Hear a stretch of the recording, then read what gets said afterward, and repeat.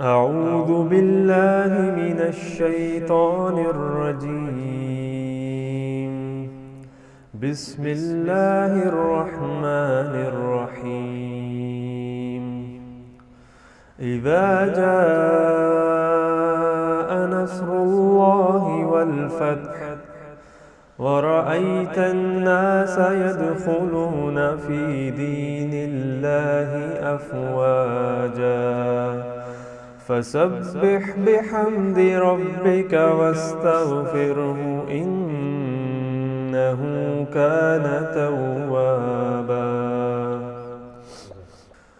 حجاب پہنو اے میری بہنوں، حجاب پہنو اے میری بہنوں، کہ حکم رب کو بجا ہے لانا، خدا سے ملنا ہے حشر کے دن، خدا سے ملنا ہے حشر کے دن، نبی کو اس دن ہے منہ دکھانا. حسن تمہارا حجاب میں ہے، وگرنہ جیون عذاب میں ہے. حسن تمہارا حجاب میں ہے، وگرنہ جیون عذاب میں ہے. قبر اندھیری سی کوٹھڑی ہے، قبر اندھیری سی کوٹھڑی ہے، سزا جزا کا ہے وہ ٹھکانہ. حجاب پہنو اے میری بہنوں، حجاب پہنو اے میری بہنوں، کہ حکم رب کو بجا ہے لانا، خدا سے ملنا ہے حشر کے دن، خدا سے ملنا ہے حشر کے دن، نبی کو اس دن ہے منہ دکھانا. یہ جسم رب کا دیا ہوا ہے، تمہاری مرضی نہیں چلے گی. یہ جسم رب کا دیا ہوا ہے، تمہاری مرضی نہیں چلے گی. ملے گا یہ خاک میں کسی دن، ملے گا یہ خاک میں کسی دن، اور اس امانت کو ہے لوٹانا. حجاب پہنو اے میری بہنوں، حجاب پہنو اے میری بہنوں، کہ حکم رب کو بجا ہے لانا، خدا سے ملنا ہے حشر کے دن، خدا سے ملنا ہے حشر کے دن، نبی کو اس دن ہے منہ دکھانا. تم قہر رب کو بلا رہی ہو، چھپانا ہے جو دکھا رہی ہو. تم قہر رب کو بلا رہی ہو، چھپانا ہے جو دکھا رہی ہو. عذاب رب کو نہ دعوتیں دو، عذاب رب کو نہ دعوتیں دو، نہ دو برسنے کا ایک بہانہ. حجاب پہنو اے میری بہنوں، حجاب پہنو اے میری بہنوں کہ حکم رب کو بجا ہے لانا، خدا سے ملنا ہے حشر کے دن، خدا سے ملنا ہے حشر کے دن، نبی کو اس دن ہے منہ دکھانا۔ خبر نہیں تم کو کیا ہے پردہ کہ فاطمہ نے کیا ہے پردہ، خبر نہیں تم کو کیا ہے پردہ کہ فاطمہ نے کیا ہے پردہ، خدا کا باغی ہے وہ ہمیشہ، خدا کا باغی ہے وہ ہمیشہ کہ جس نے پردہ حقیر جانا، حجاب پہنو اے میری بہنوں، حجاب پہنو اے میری بہنوں کہ حکم رب کو بجا ہے لانا، خدا سے ملنا ہے حشر کے دن، خدا سے ملنا ہے حشر کے دن، نبی کو اس دن ہے منہ دکھانا۔ تم ہی سے ہے رونق گھروں کی، ہو میزباں تم ہی جنتوں کی، تم ہی سے ہے رونق گھروں کی، ہو میزباں تم ہی جنتوں کی، خدا را اپنی قدر کو سمجھو، خدا را اپنی قدر کو سمجھو، کسی کی باتوں میں نہ تم آنا، حجاب پہنو اے میری بہنوں، حجاب پہنو اے میری بہنوں کہ حکم رب کو بجا ہے لانا، خدا سے ملنا ہے حشر کے دن، خدا سے ملنا ہے حشر کے دن، نبی کو اس دن ہے منہ دکھانا۔ جو چوک چوراہوں پہ کھڑے ہیں، رسائی تم تک وہ چاہتے ہیں، جو چوک چوراہوں پہ کھڑے ہیں، رسائی تم تک وہ چاہتے ہیں، ظاہر ہدف ان کا اور ہی ہے، ظاہر ہدف ان کا اور ہی ہے، حقوق زن تو ہے بس بہانہ، حجاب پہنو اے میری بہنوں، حجاب پہنو اے میری بہنوں کہ حکم رب کو بجا ہے لانا، خدا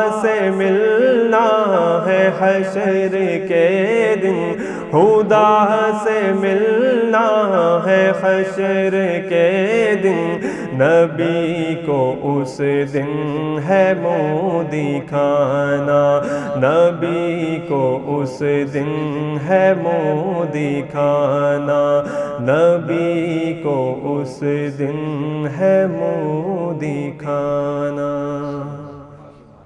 بسم اللہ والحمد للہ والصلاة والسلام علی رسول اللہ وعلی آلہ واصحابہ اجمعین الی یوم الدین۔ الحمدللہ آج 26 اپریل 2020 کی علمی و تحقیقی مجلس نمبر 113 کی اسٹوڈیو ریکارڈنگ ہونے جا رہی ہے انشاءاللہ تعالی۔ آج ہمارے انشاءاللہ بلال بھائی مجھ سے 1 to 1 سوالات کا سلسلہ شروع کریں گے۔ جی جناب۔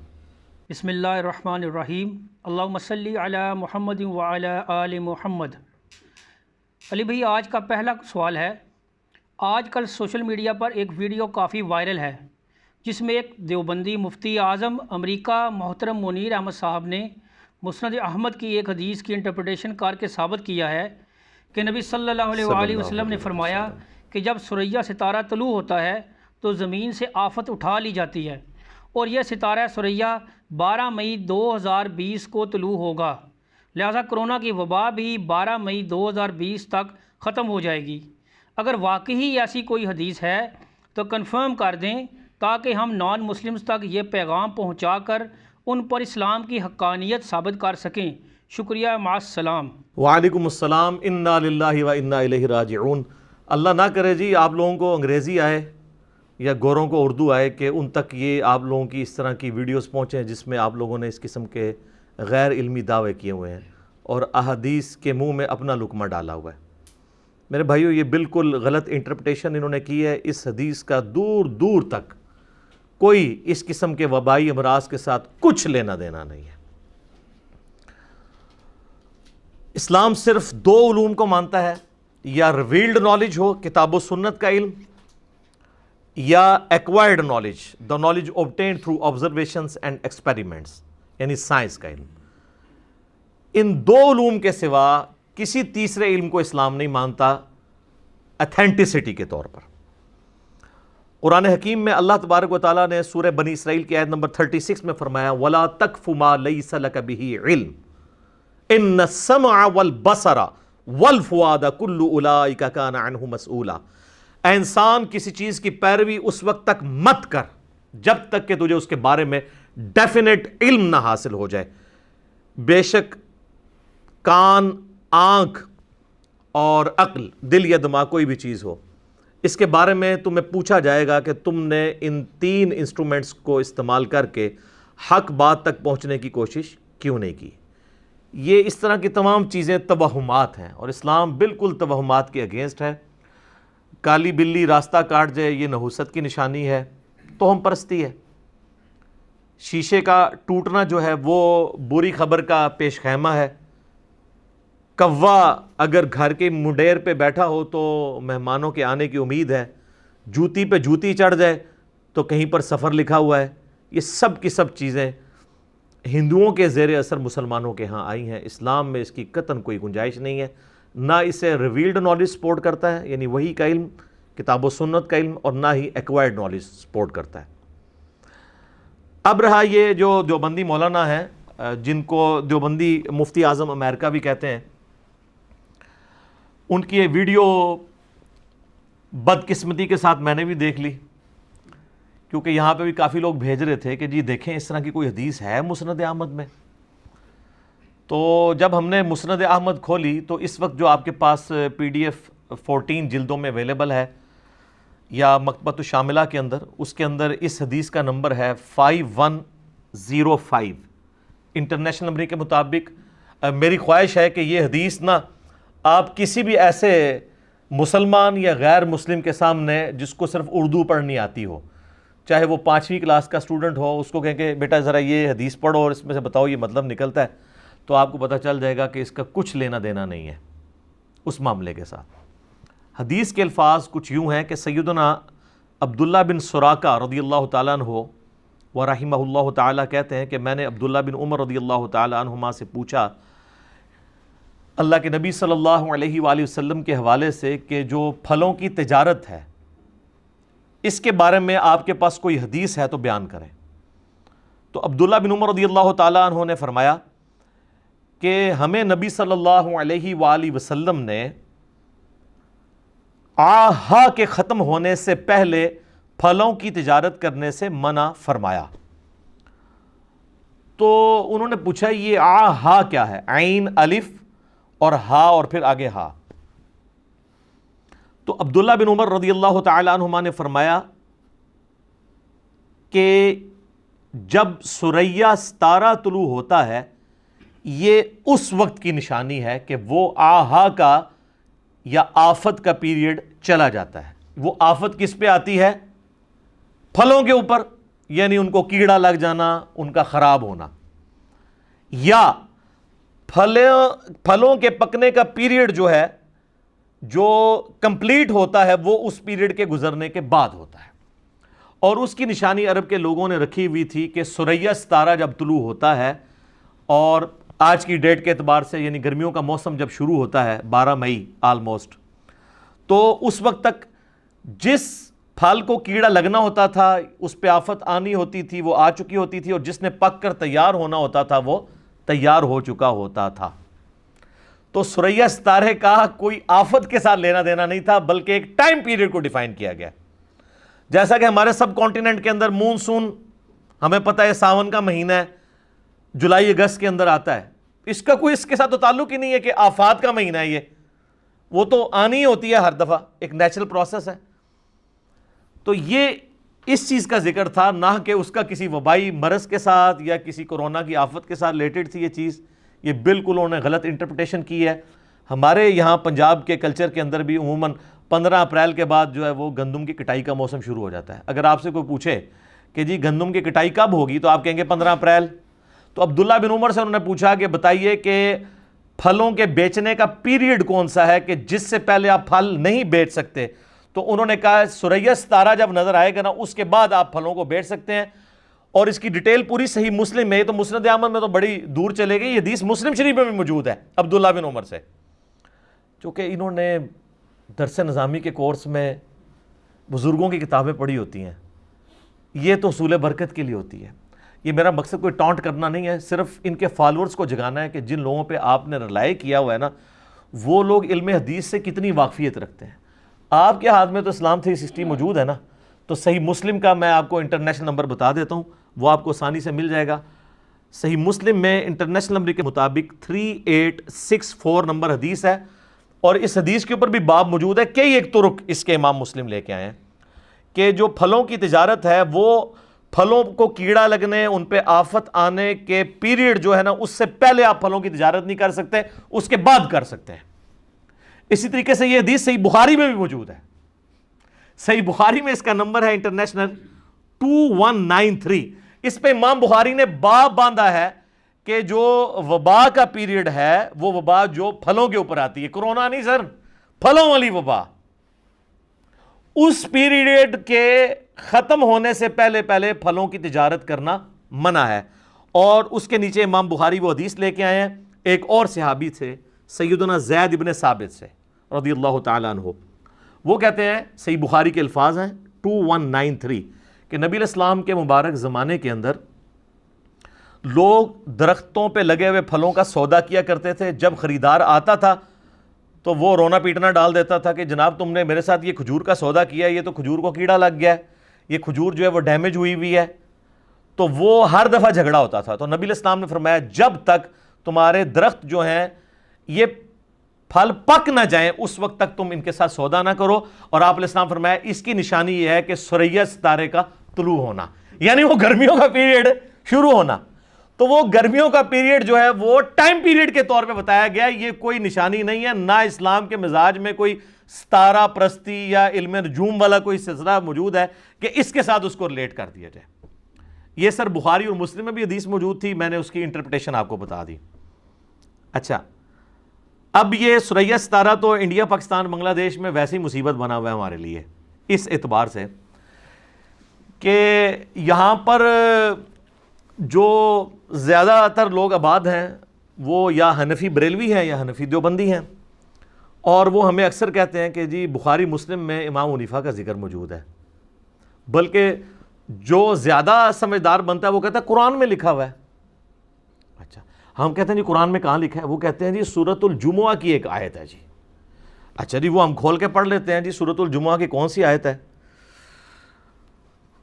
اور مزے کی بات ہے یہ سیم دلیل غلام احمد قادیانی دجال کے ماننے والے یہی آیت اور یہی حدیث اس دجال کے اوپر فٹ کرتے ہیں، جس طرح کے حنفی امام حنیفہ پر فٹ کرتے ہیں رحمہ اللہ تعالی. وہ کہتے ہیں یہ جو آیت ہے نا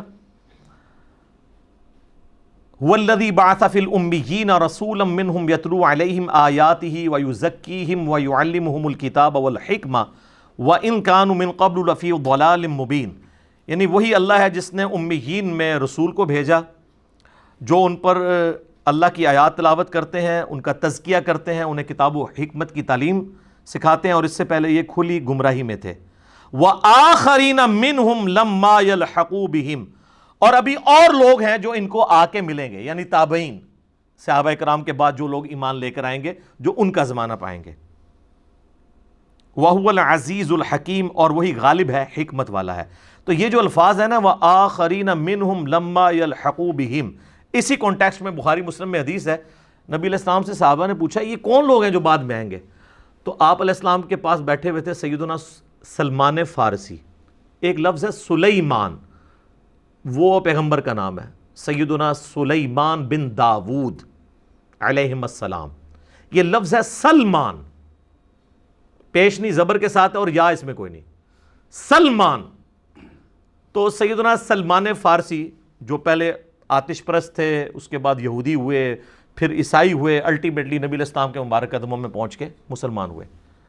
تو نبی علیہ السلام فارس کے لوگوں کا، ایران کے لوگوں کا ریگارڈ کرتے تھے، اور ظاہر ہے کہ یہ لوگ تو ہمیشہ سے ہی ایک سمجھ لیں پوری دنیا کے اندر فلاسفر مانے جاتے ہیں. یونان کے لوگ، انڈیا کے لوگ، انڈیا سے مراد یہ پورا ریجن، اور تیسرا ایران کے لوگ ہمیشہ سے. تو نبی علیہ السلام نے نا ان کے کندھے پر ہاتھ رکھا. بخاری مسلم کے الفاظ ہیں، آپ نے فرمایا دین اگر ثریا ستارے کی چوٹی پر ہوتا، اے وہی ثریا آ گئے.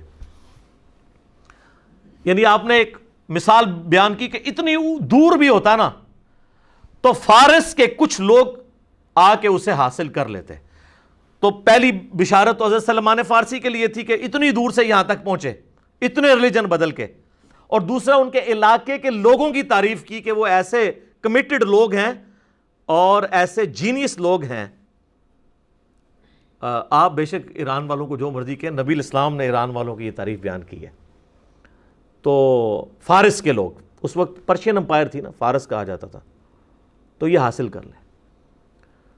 تو اب انہوں نے کہا، نبی علیہ السلام فرمایا نا اس کے علاقے کے لوگ، اور یہ مفتی صاحب کہہ رہے ہیں اس کے علاقے کا ایک بندہ، وہ تو لوگوں کی ایک پوری کمیونٹی کی بات ہو رہی ہے. اور دوسرا یہ جو حدیث ہے اس میں کسی بندے کا نام آیا ہے کیا؟ فارس میں صرف یہی شخصیت ہے؟ اب یہ علیحدہ ایک بحث ہے کہ امام حنیفہ رحمہ اللہ تعالیٰ بیسیکلی پیچھے سے جو ہیں وہ افغانستان کے رہنے والے ہیں، ان کے والد یا دادا جو ہے وہ کوفہ شفٹ ہوئے تھے.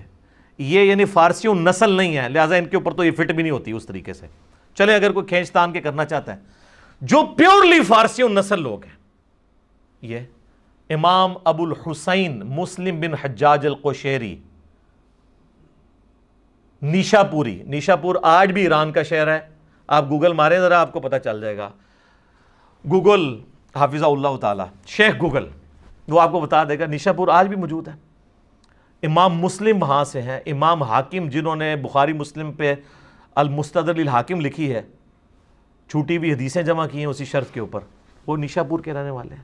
امام بخاری آخری وقت میں نیشاپور چلے گئے تھے، وہ تو پھر وہاں پہ خلق قرآن والا ایک مسئلہ ہوا جو میں نے پچھلی دفعہ آپ کو بتایا تھا، ان کو نکلنا پڑا. تو وہ گڑھ تھا علم کا، نیشاپور ایران. تو یہ تو امام مسلم کے اوپر بدرجہ اولا فٹ ہوتی ہے. اور دوسری طرف یہاں پہ جو قادیانی دجال کے ماننے والے ہیں وہ کہتے ہیں غلام قادیانی پہ. بلکہ مجھے صحیح طرح یاد ہے آج سے تقریباً 10-12 سال پہلے کچھ قادیانی نوجوان یہاں آئے، انہوں نے کہا جی وہ بخاری میں جو ہے وہ ہمارے حضرت جی کا ذکر موجود ہے. میں نے کہا جی بخاری یہ پڑھ لیں، اس میں کہاں لکھا ہوا ہے؟ یہ تو ایک جنرل حدیث ہے، اس میں کہاں سے یہ آ گیا؟ یہ تو کسی پہ بھی فٹ کر دیں گے آپ پکڑ کے. تو اس طریقے سے تو نہیں ہوتا. جس طرح حنفیوں کو بتایا گیا کہ امام حنیفہ کا ذکر بخاری مسلم میں ہے، قادیانیوں کو بتایا گیا کہ غلام قادیانی دجال کا ذکر موجود ہے، حالانکہ کوئی لینا دینا نہیں. تو وہاں پہ بھی ثریا ستارے کا ذکر آتا ہے. تو وہ تو نبی علیہ السلام نے ان کی تعریف کی تھی کہ اتنی کمٹمنٹ والے ہیں کہ اتنی دور سے ہوتے ہوئے حق کی تلاش میں یہاں پہنچ گئے. اور سر جان کے مان پائے ہیں تو ہم بھی عرض کریں، ہمیں لوگ کہتے ہیں نا جی یہ بریلویوں کے گھر پیدا ہوا، پھر یہ دیوبندیوں کے ساتھ اٹیچ ہو گیا، پھر اہل حدیث کے ساتھ، اب یہ کہتا ہے میں کسی فرقے سے نہیں ہوں اور میں خالی مسلمان ہوں. سر پوری بات طے کریں. میں اس کے بعد یہ کہتا ہوں کہ میں ان سارے فرقوں کو مسلمان بھی سمجھتا ہوں، یہ بھی آگے بولا کریں. اور ان کے پیچھے نمازیں بھی پڑھتا ہوں. میں نے اپنی مسجد چندہ بک مدرسہ الگ سے نہیں بنایا، کوئی فرقہ لانچ نہیں کیا، تو کہتے ہیں یہ عنقریب پتہ نہیں کیا ہو جائے گا۔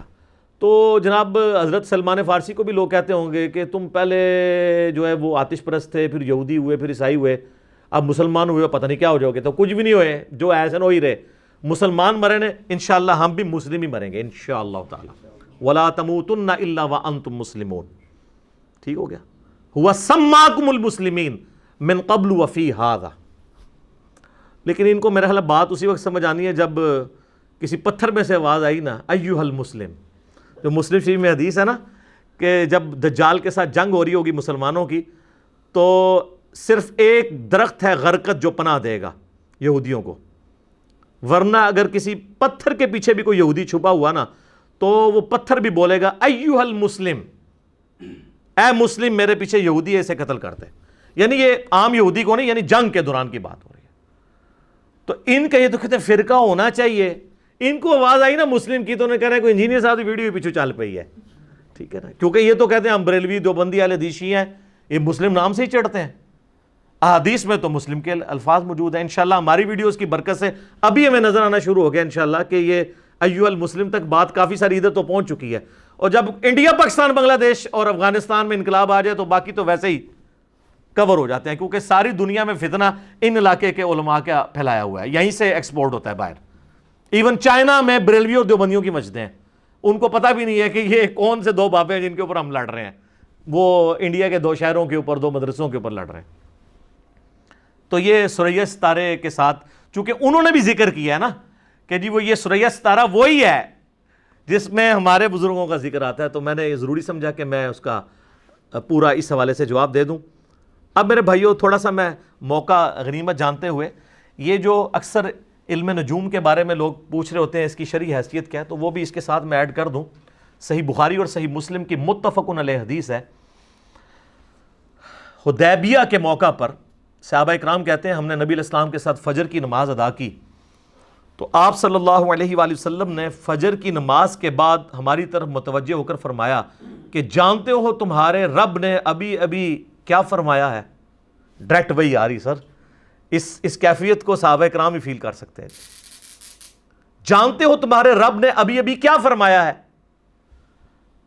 تو صحابہ نے کہا اللہ اور اس کا رسول بہتر جانتے ہیں۔ آپ نے فرمایا کہ تمہارا رب فرماتا ہے کہ صبح لوگوں نے دو حال پر کی ہے، ایک وہ لوگ ہیں جنہوں نے ستاروں پر ایمان لاتے ہوئے اور اپنے رب سے کفر کی حالت میں صبح کی ہے، جنہوں نے یہ کہا کہ یہ بارش جو رات کو ہوئی تھی یہ ستاروں کی وجہ سے ہوئی تھی، وہ ستاروں پر ایمان لے آئے اور اپنے رب کا کفر کر دیا، اور جنہوں نے یہ کہا کہ یہ بارش جو ہے وہ اللہ کی وجہ سے ہوئی، ستاروں کی وجہ سے نہیں ہوئی، وہ اپنے رب پر ایمان لائے اور ستاروں کا کفر کر دیا، یعنی صحابہ کرام علیہم رضوان۔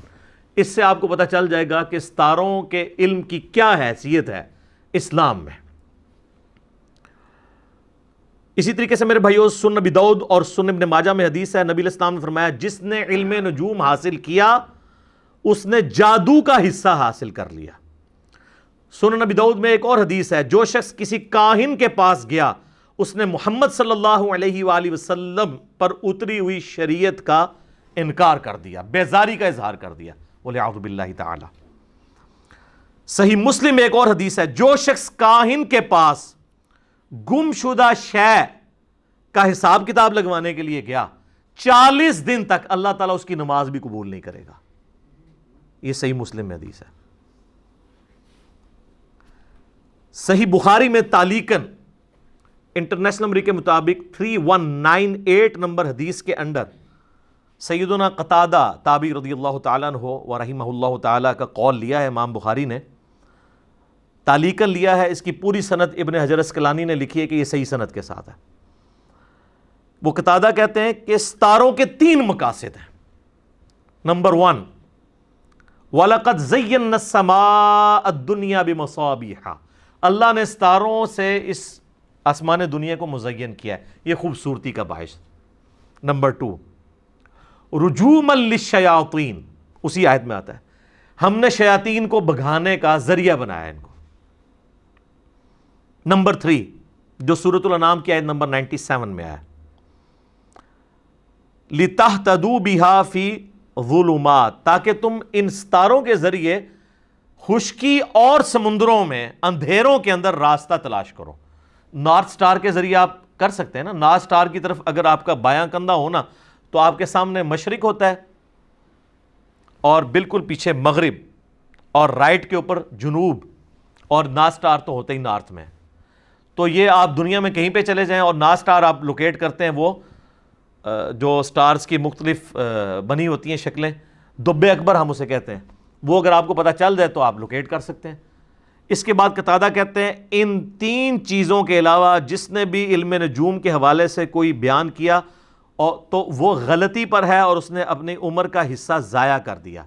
انہوں نے کہا قرآن و سنت میں صرف یہ تین چیزوں کا تعلق ہے ستاروں کے ساتھ۔ نمبر 1 آسمان کی خوبصورتی، نمبر 2 شیاطین بگانے کا ذریعہ، موسٹ اپروپریٹ جو ہے وہ سورۃ الحجر میں آیا ہے کہ شہاب ثاقب ہم مارتے ہیں جنات کے اوپر جب وہ اچکنے کی کوشش کرتے ہیں، اور نمبر 3 انہوں نے کہا کہ یہ آپ اس کے ذریعے راستے اندھیری رات میں معلوم کر لیتے ہیں۔ اس کے سوا اگر کوئی کرتا ہے اپنی عمر ضائع کر رہا ہے، جس طرح ہمارے مفتی صاحب نے اپنی عمر ضائع کی ہے، اس کو کرونا کے ساتھ لیٹ کیا، پتہ نہیں کیا کیا، سریا ستارہ کیا سے کیا بنا دیا۔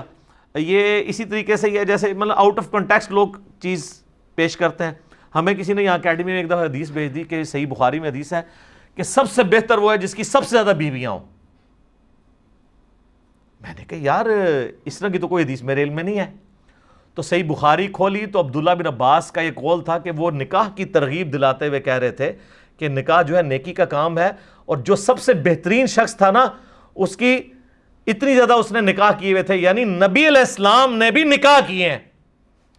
تو آپ علیہ السلام چونکہ انسانیت میں سب سے بہترین ہے، تو آپ نے جو عمل کیا ہے نا وہ بہتر ہے۔ تو اس نے اس کو وہ اور طرح بیان کیا کہ جو سب سے زیادہ شادیاں کرتا ہے وہ سب سے زیادہ اچھا ہوتا ہے۔ وہی کیتا ہے انہوں نے سریا ستارے نال کوئی اور شاید ریلیٹ کرتی ہے، حالانکہ وہ تو موسم کے آنے کی خبر تھی 12 مئی۔ ویسے 12 مئی پاکستان کے لیے وہ اچھا نہیں ہے، سینکڑوں لوگ مرے تھے، آپ کو پتہ ہے۔ 12 مئی میں 2007 کے اندر کراچی میں ایک سابق فوجی ڈکٹیٹر جو اس وقت موت کے لیے ایڑیاں رگڑ رہا ہے ایک بیماری میں، اس نے قتل عام کروایا تھا صرف پولیٹیکل گین کی خاطر۔ تو 12 مئی تو پاکستان میں آفت آئی ہوئی ہے، اور جو اس طریقے سے آفتیں بگا رہے ہیں تو سر پولیو آفت نہیں ہے؟ 12 مئی آگے گزر جاتی ہے، ہر دفعہ ڈینگی ادھر کا ادھر ہی رہتا ہے۔ یہ اب میں آپ کو اینٹی وینم پھکی الزامی جواب بھی سازت دے رہا ہوں کہ اس طریقے سے جاتا ہے۔ اور وہ دلیل دے رہے ہیں جو امریکہ نے بھی اناؤنسمنٹ کیا، امریکہ نے تو کئی دفعہ ڈیٹس بدلی ہیں، ابھی اس 14 کی دی ہے نا ڈیٹ انہوں نے، اب اور بھی آگے دے دیں گے، پھر کیا کرو گے تسی؟ تو اللہ نہ کرے کہ گوروں کو اردو آئے اور آپ لوگوں کو انگلش آئے کہ ان کو آپ لوگوں کی یہ باتیں پتہ چلیں تو الٹا اسلام کی بدنامی کا باعث بنے۔ اسلام کی کہانیت کیا ہے کہ اس کی وجہ سے تو اسلام کو یہ لوگ مشکوک بنا رہے ہیں اپنی غلط انٹرپریٹیشن کے ذریعے۔ صحیح بخاری اور صحیح مسلم میں ایک اور حدیث ہے، نبی علیہ السلام سے کاہنوں کے بارے میں پوچھا گیا تو آپ نے فرمایا کہ یہ کاہنوں کا علم کوئی شے نہیں ہے۔ تو صحابہ نے کہا یا رسول اللہ بعض اوقات وہ ایسی پریڈکشن کرتے ہیں وہ واقعی پوری بھی ہو جاتی ہے پیش گوئی۔ تو پھر آپ علیہ السلام نے فرمایا کہ ہوتا یہ ہے کہ جب اللہ تعالیٰ فرشتوں کو احکامات دیتا ہے، فرشتے زمین کی طرف آتے ہیں تو وہ احکامات آپس میں ڈسکس کرتے ہیں، تو بعض اوقات شیاطین ان کے قریب ہوتے ہیں تو اس میں سے کچھ وہ بھی سن لیتے ہیں، پھر اس میں اپنی طرف سے چیزیں ملا کے کاہنوں کو بتاتے ہیں، اور کاہن جو ہے وہ 100 قسم کے جھوٹ، یہ الفاظ ہیں کہ 100 ٹائم اس میں جھوٹ ملا کے لوگوں کو بتاتے ہیں، کچھ بات ٹھیک بھی ہوتی ہے، زیادہ تر غلط باتیں ہوتی ہیں۔ اور پھر نبی علیہ السلام نے فرمایا کہ اللہ تبارک و تعالیٰ ان کے اوپر شہاب ثاقب پھینکتا ہے، جس کا ذکر سورۃ الحجر میں بھی آیت نمبر 18 کے اندر موجود ہے، میٹرائٹس جنہیں ہم کہتے ہیں۔ ان کی سائنٹیفک ریزن اپنی جگہ ہے، لیکن سائنس بس یہاں پہ آ کے رک جاتی ہے کہ یہ فزیکل فینومین آف نیچر ہے۔ ان سے اگر پوچھے نا کہ یہ ستارے کیوں ٹوٹتے ہیں، کون ڈیسائیڈ کرتا ہے کہ کس لمحے کون کا ستارہ جو ہے وہ ٹوٹ کے اس کا ٹکڑا وہ فلاں جگہ پہ، وہ کہتے ہیں یہ فزیکل فینومینا ہے۔ تو جتنی سائنٹیفک چیزیں ہیں فینومینا، ان کے پیچھے الٹیمیٹلی ریزن گاڈ ہوتی ہے۔ God is the only explanation of all the physical phenomena in this universe۔ زلزلہ آتا ہے تو سائنسدان بس ادھر آ کے خاموش ہو جاتے ہیں کہ ٹیکٹونک پلیٹس کی ڈسٹربنس کی وجہ سے۔ ان سے آگے پوچھ لیں کہ یہ کس وقت ڈسٹرب ہونی ہے اور کیوں ہونی ہے، کیسے ہونی ہے، اس کی ریزن کیا بنے گی، وہ کہتے ہیں it is physical phenomenon of nature. بلکہ سائنس تو اپنی عاجزی کا اظہار کرتی ہے کہ ہماری فیلڈ ہی نہیں ہے، ہم تو فزیکل ورلڈ کے ساتھ ڈیل کرتے ہیں. یہ جو کچھ فزیکل ورلڈ میں ہو رہا ہے نا، یہ کون سی ڈیوائن سورس چلا رہی ہے، کون سی سپریم بینگ یا سپر نیچرل ایجنسی یا سپریم اتھارٹی چلا رہی ہے، یہ ہمارا کوشچن نہیں ہے. حالانکہ اصل کوشچن تو وہی ہونا چاہیے. سائنس تو صرف یہ ڈسکوریز کرتی ہے.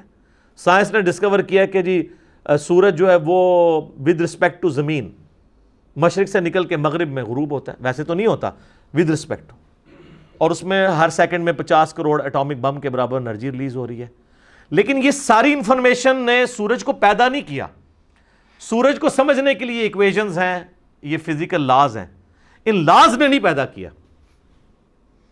انڈے میں سے چوزا نکلا ہے، یہ ایک انفارمیشن ہے. تو کیا اس انفارمیشن کا یہ مطلب ہے کہ اس انفارمیشن نے انڈا بنایا ہے؟ نہیں. انڈے کو سمجھنے کے لیے، چوزے کو سمجھنے کے لیے انفارمیشن ہے، بنانے والا تو اللہ ہے. تو ستاروں کا علم کی کوئی اسلام میں حیثیت نہیں ہے. جو لوگ اس طرح کی حرکتیں کرتے ہیں اور جا کے ان سے کاہنوں سے حساب کتاب لگاتے ہیں، اور میں دیکھتا ہوں بڑے بڑے مذہبی لوگ بھی جو ہے نا وہ حساب کتاب لگوا رہے ہوتے ہیں. اس قسم کے حساب کتاب نہ آپ لگوایا کریں. اور وہ تکے لگاتے ہیں، تکے پورے ہو جاتے ہیں. اور پاکستان میں تو آپ ہر قسم کا تکے یہاں پہ پورا ہو جاتا ہے. یہاں پہ حالات و واقعات تو کسی وقت بھی بگڑ جاتے ہیں، کسی وقت ٹھیک ہو جاتے ہیں. اور پھر لوگ وہ پوچھ رہے ہوتے ہیں کہ جناب یہ کیسے پتہ چل گیا، کیسے کر دیا. تو میں پھر ان کو آخری جواب یہی دے سکتا ہوں کہ میں اپنی میکینیکل انجینئرنگ میں ایک سبجیکٹ ہے مشین ڈیزائن، اس کا ایک فارمولہ کسی بزرگ کو، کسی کاہن کو، کسی صاحب کشف کو، سارے اب یہ ہو گئے نا، کسی استدراج والے کو لکھ کے دیتا ہوں، وہ دیکھ کے پڑھ کے بتا دے. دل کا حال چھوڑ دو، دیکھ کے. صرف پڑھنے کی بات کر رہا ہوں، سمجھانا تو سوچ بھی نہیں سکتا وہ کہ یہ لکھا کیا ہوا ہے. دیکھ کے بھی نہیں پڑھ سکتا، سمجھانا تو بڑی دور کی بات ہے. اگر کوئی سمجھتا ہے تو آ جائے، پھر کر لیتے ہیں چیک، لکھ دیتے ہیں آپ کے سامنے، میڈیا کو بلا لیتے ہیں تو مان لیں گے آپ کو. ویسے تو ساری کے ساری ویڈیوز دیکھ کے آپ کے اندر سے ایک ہی آواز نکلے گی کہ واقعی یار مرنے سے پہلے اے مسلمان کر لے اس پہ غور، کتابوں کا خدا اور ہے، بابوں کا خدا اور. اور یہ مجلس نمبر 100 کتابوں کا خدا اور بابوں کا خدا، اس میں آلموسٹ 50، وہ سمجھ لیں 50 قسطیں تو ریکارڈ ہو چکی ہوئی ہیں نا، 50 ٹاپکس ہیں. اب تو نیا بھی عرض کر دیا اس میں جی. اسی کا ایک نیا ورژن آیا ہے. وہ ایک بزرگوں نے ہمارے بعد میں کہا تھا نا کہ جی اس کو کیا پتا بابا کیا ہوتا ہے. بابے کا ایک وکھرا جہاں ہوتا ہے، اس کا اپنے جہاں میں ایک جہاں ہوتا ہے. تو اسی سے ہی یعنی ایک چیز پک ہوئی کہ یار یہ جو ہم کہتے ہیں نا مرنے سے پہلے اے مسلمان کر لے اس پہ غور، کتابوں کا خدا اور ہے، بابوں کا خدا اور. تو اسی قافیے کے اوپر ایک اور شعر بھی بن جاتا ہے اس اعتبار سے کہ کہنے کو تو دین سب کا اسلام ہے، لیکن صوفی بھی کہتے ہیں ہم اسلام کے ماننے والے ہیں، سلفی بھی کہتے ہیں ہم اسلام کے ماننے والے ہیں، سنی بھی کہتے ہیں، شیعہ بھی کہتے ہیں، اور آپ شوٹ صاحب لے لیں، بریلوی، دیوبندی، اہل حدیث، سب کے سب کہتے ہیں کہنے کو تو دین سب کا اسلام ہے، لیکن کتابوں کا جہاں اور ہے، بابوں کا جہاں اور. یہ کتابوں کا جہاں. تو بہرحال ان ساری چیزوں کی بعد آپ کے اندر سے آواز نکلتی ہے کہ نہ میں وابی نہ میں بابی، میں ہوں مسلم علمی کتابی. تو بات کہاں سے کہاں نکل گئی سر؟ کرونا کا اس سے کوئی تعلق نہیں ہے. کرونا کو آپ سائنٹیفکلی لے کے چلیں، اپنی احتیاط کے پوائنٹ آف ویو سے اللہ کی طرف رجوع لے کر آئیں روحانی طور پہ. انشاءاللہ تعالیٰ ستے خیر ہیں، زیادہ پریشان ہونے کی ضرورت نہیں ہے. دنیا میں ہر سال 200 سے زیادہ وائرسز آ کے مختلف قسم کی نزلہ زکام کی بیماریاں پھیلا کے اللہ کے فضل سے کروڑوں لوگوں کے اوپر اٹیک کر کے ان کا کوئی نقصان پہنچائے بغیر واپس چلے جاتے ہیں، کیونکہ ہمارے اندر اینٹی باڈیز اللہ تعالیٰ نے ایسی رکھی ہیں کہ وہ امیونٹی سسٹم ان کے ساتھ جنگ کرتا ہے. تو ادروائز اگر آپ کسی کو ویسے مارنا چاہتے ہیں تو اس کو کرونا کہہ کے بے شک مار دیں تو وہ مر جائے گا، وہ تو بالکل مر جائے گا. میں نے آپ کو اپنے آفس کا واقعہ بتایا کہ وہ غلط رپورٹ بن گئی کہ اس کے گردے فیل ہوئے ہیں، تو 1 مہینے کے اندر آلموسٹ 25-30 کلو وزن اس کا کم ہو گیا، حالانکہ اس کو کچھ بھی نہیں تھا. بعد میں رپورٹ غلط تھی، وہ ٹھیک ہو گیا. بلکہ مجھے ایک ڈاکٹر صاحب نے اگلے دن بتایا، وہ کہتے ہیں یہ بالکل جینون واقعہ ہے. یورپ یا امریکہ میں ایک شخص کے بارے میں جس کو ڈیتھ پینلٹی تھی، تو اس کے اوپر انہوں نے تجربہ کرنا تھا کہ یہ جو آپ کے سینسز کی جنگ ہے، یہ کیسی جنگ ہے کہ انسان اگر اپنے نروز کنٹرول نہ رکھ سکے تو وہ فارغ ہو جاتا ہے. اس کو انہوں نے کہا کہ ہم تمہیں بجلی کے جھٹکے سے یا زہر کا ٹیکا لگا کے نہیں ماریں گے, کوبرا سانپ ڈسوا کے تمہیں ماریں گے.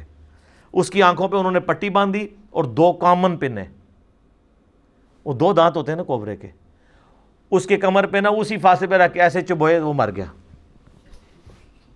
کامن پنوں سے. جس طرح ہماری کرکٹ ٹیم جو ہے وہ انڈیا کے خلاف جب بھی کھیلتی ہے میچ ہار جاتی ہے, کیونکہ وہ پہلے ہی لوزر ہوئے ہوتے ہیں کہ ان سے نہیں ہم جیت سکتے. تو یہ ساری نروز کی گیم ہے. ٹھیک ہو گیا, ٹھیک ہے, جزاکم اللہ خیر. علی بھائی اگلا کویشچن ہے, پچھلے دنوں نماز جمعہ کے حوالے سے کراچی کی ایک مسجد میں اجازت سے زیادہ گیدرنگ کر کے قانون کی خلاف ورزی کرنے والی مسجد انتظامیہ کو سمجھانے کے لیے جب ایک لیڈی ایس ایچ او محترمہ شرافت خان صاحبہ وہاں پہنچیں تو اچانک نمازیوں نے ان پر حملہ کر دیا, جس کی وجہ سے ان کی اینک بھی ٹوٹ گئی اور معمولی زخم بھی آیا. دیندار لوگوں کی جانب سے اس طرح کے ایٹیٹیوڈ کو آپ کس نظر سے دیکھتے ہیں؟ انتہائی شرمناک ایٹیچیوڈ ہے. یہ تصویر کا ایک رخ ہے. جب ہم نے یعنی وہ مسجد انتظامیہ یا ان سے ریلیٹڈ لوگوں کے ساتھ رابطہ کیا تو ان کا موقف یہ ہے کہ انہوں نے وہاں پہ اپنی مادری زبان میں پشتو میں گالیاں نکالی ہیں, اور وہ کہتے ہیں کہ یہ جو ان کی آڈیو ریکارڈنگ آپ کو نظر آ رہی ہے نا, یہ آپ کسی کو سنوائیں تو یہ گالیاں نکال رہی ہیں, اس کی وجہ سے ہم لوگوں نے ان کے اوپر کاؤنٹر اٹیک کیا. میں اس کے باوجود کہتا ہوں کہ ایک عورت کے اوپر اس طریقے سے ہاتھ اٹھانا اور دوسری طرف وہ سرکاری اہلکار بھی ہو, یہ ریٹ آف دی گورنمنٹ کو چیلنج کرنے والی بات ہے. یہ کوئی ایٹیچیوڈ نہیں ہے. آپ صبر کا مظاہرہ کریں. جب دیندار طبقہ یہ کہتا ہے کہ ہم لوگ ریلیجن کے فالو کرنے والے ہیں اور ہمارے نبی علیہ السلام کو دین کی راہ میں تکلیفیں بھی دی گئیں تو انہوں نے برداشت کی, اپنی ذات کی خاطر کسی کو بد دعا بھی نہیں دی, تو اسی چیز کو جب پریکٹس کرنے کی باری آتی ہے تو آپ یہ ساری باتیں بھول جاتے ہیں اور آپ اس طریقے سے یعنی اٹیک کر دیتے ہیں ایک ایس ایچ او کے اوپر جس کی ذمہ داری ہے. اور میرا خیال ہے پولیس والوں نے وہ عورت اس لیے بھیجی کہ شاید عورتوں کا یہ خیال کر لیں گے, کیونکہ مرد آتا تو ویسے ہی ان پہ زیادہ غصہ آتا ہے نا, عورتوں کے ساتھ بندہ تھوڑا لحاظ کرتا ہے. باقی میڈیا بھی خیر ایک طرف کی پکچر پیش کرتا رہا, میڈیا کو ہم چھوڑتے ہیں. اصل چیز یہ ہے کہ اس کے باوجود یہ زیادتی ہوئی ہے ان کے ساتھ, اور اس زیادتی میں پورا حصہ ہے ہمارے اس معاشرے کا, ہمارے پولیٹیکل لیڈرز کا, ہمارے ریاستی اداروں کا, جنہوں نے ہمیشہ پولیس کو غلط طریقے سے ہی عوام الناس کے سامنے پیش کیا ہے. یہ تو جب سے یہ دہشت گردی کے حوالے سے پولیس والوں کو قربانیاں دینی پڑی ہیں تو ان کے لیے شہید کا لفظ استعمال ہوتا ہے, ورنہ پاکستان کی ہسٹری میں صرف جب فوجی شہید ہوتے تھے ان کے لیے شہید بولا جاتا تھا, اور پولیس والوں کے لیے بولا جاتا تھا ہلاک ہو گئے اتنے پولیس والے, اور عوام کے لیے بھی ہلاک ہو گئے.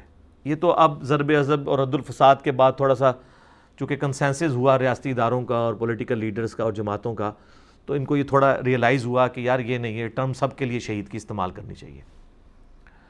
تو پولیس کو بدنام کرنے میں جہاں پولیس والوں کی اپنی کمزوریاں ہیں, ساتھ ہی ساتھ باقی لوگوں نے بھی پورا حصہ ڈالا ہے.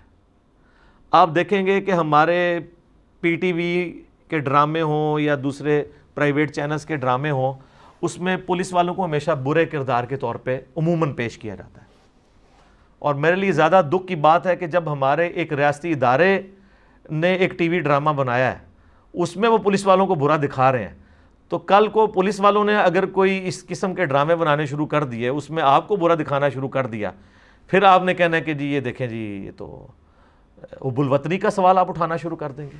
تو یہ بالکل غلط ہے, اور میں سمجھتا ہوں کہ ہماری عدلیہ کو از خود نوٹس لینا چاہیے ایسی تمام چیزوں کا, ایسے تمام ڈراموں کا جس میں ہمارے جو ریاستی ادارے ہیں, چاہے پولیس ہو, فوج ہو, ایجنسیز ہوں, ان کا نیگیٹو کریکٹر دکھایا جائے. پاکستان کے پلیٹ فارم سے ایسی چیزیں نہیں ہونی چاہیے, ورنہ یہی کچھ ہمیں بھگتنا پڑے گا. آپ دیکھ لیں عوام الناس جو ہے وہ پولیس سے کتنی نفرت کرتی ہے, حالانکہ میں ڈائریکٹلی, ہمارے ہزاروں میں اسٹوڈنٹس ہیں پولیس والے, دیندار لوگ موجود ہیں بیچارے اتنی محنت سے. ابھی یہ کورونا کا جب ایشو چل رہا ہے سب لوگ ڈاکٹروں کی بات کر رہے ہیں, ڈاکٹروں کو تو پھر بھی تھوڑا بہت کچھ اویلیبل ہے, پولیس والے جو بیچارے ڈیوٹیز دے رہے ہیں آپ دیکھیں کہ ان کے پاس تو سارے نہ ماسک پورے طریقے سے ہیں, نہ دستانے موجود ہیں, اور کتنی مظلومی کی زندگی وہ گزار رہے ہیں. یقین کریں مجھے پرسنلی ویسے پولیس والوں کے اوپر کافی ترس آتا ہے, ان کے ساتھ ہمارا ایز اے معاشرہ رویہ درست نہیں ہے. اور یہ بہت سخت زیادتی ہے جب ہم پولیس کو باقی ریاستی اداروں کے ساتھ کمپیئر کرنا شروع کر دیتے ہیں. سر یہ کمپیئر آپ اس وقت کریں جب آپ جو باقی ریاستی اداروں کو بجٹ دے رہے ہیں نا اس کا 10واں حصہ پولیس کو دیں نا آپ, تو وہ آپ کو ان سے بہتر کام کر کے دکھا دیں گے, کیونکہ پولیس والے سول ایجنسیز ہیں, اور سول ایجنسی جو ہیں ان کا فرسٹ ہینڈ نالج ہوتا ہے عوام الناس کا. اس لیے آپ دیکھتے ہیں کہ جس طرح کراچی شہر میں رینجرز کبھی کامیاب نہیں ہو سکتی تھی جب تک کہ پولیس ان کا ساتھ نہ دیتی.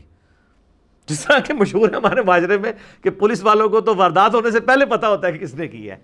ٹھیک ہے, یہ ایک مزاح کے طور پہ پیش کیا جاتا ہے. تو اس کا اگر پازیٹیو پہلو دیکھیں نا تو ان کو ہر علاقے میں, ہر محلے میں جو ٹیڑھا بندہ ہے, کون سا ڈان ہے, وہ فرسٹ ہینڈ نالج ان کے پاس ہوتا ہے. لیکن ان بیچاروں کی حالت یہ ہے کہ یہ ان کے پاس اپنی جو یہ گاڑیاں لے کے پھر رہے ہوتے ہیں, کیا کہتے ہیں جی ان کو, یہ موبائل, ان میں پٹرول اور ڈیزل ڈلوانے کے پیسے بھی نہیں ہوتے. یعنی ہمیں بھی کچھ کورٹس کے کیسز کو بھگتنا پڑا ہے نا, تو اس میں اندازہ ہوا ہے کہ کئی بار مطلب میں نے ان کو پنڈی لے کے گیا ہوں اگر ہائی کورٹ میں, تو مطلب ہم ساتھ لے کے جاتے ہیں خود خرچہ کر کے. ان کو جتنا خرچہ ملتا ہے بیچارے وہ گرمیوں میں وہ اس طرح نہیں کر سکتے. ہم نے تو جانا ہوتا ہے چلو کسی پبلک ٹرانسپورٹ میں کم از کم سخت گرمیوں میں کوئی اے سی والی مل جائے, تو وہ بیچارے افورڈ نہیں کر سکتے. تو یہ اوورآل ہمارا معاشرہ میں سمجھتا ہوں مجرم ہے.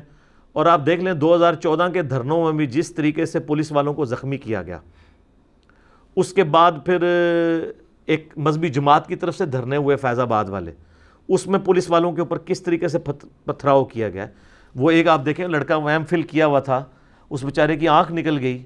ٹھیک ہے جی, بالکل ینگ بچہ, پڑھا لکھا, اب اس کا کیا قصور تھا, گلیلیں چلانے دی. اور ادھر جو ہے وہ جناب کورٹ سے ڈیسیژن آ رہے ہیں اور جناب ٹویٹس آ رہی ہیں کہ جی جناب ان کے ساتھ آپ نرمی کا رویہ رکھیں, ان کے ساتھ نرمی کا رویہ رکھیں اور اپنی آنکھیں نکلوا لیں. اور وہی کچھ ہوا ہے. میں نے دیکھا ہے کہ نہ ہماری نیشن, نہ ہمارے ریاستی ادارے, نہ ہمارے پولیٹیکل لیڈرز, ایون نہ ہماری عدلیہ پولیس کے پیچھے کھڑی ہوتی ہو, کوئی نہیں. اللہ ماشاءاللہ کچھ لوگ ہوں کہ جو ان کو ایز اے ادارہ اون کرتے ہوں, حالانکہ بڑے بڑے پڑھے لکھے لوگ ہیں.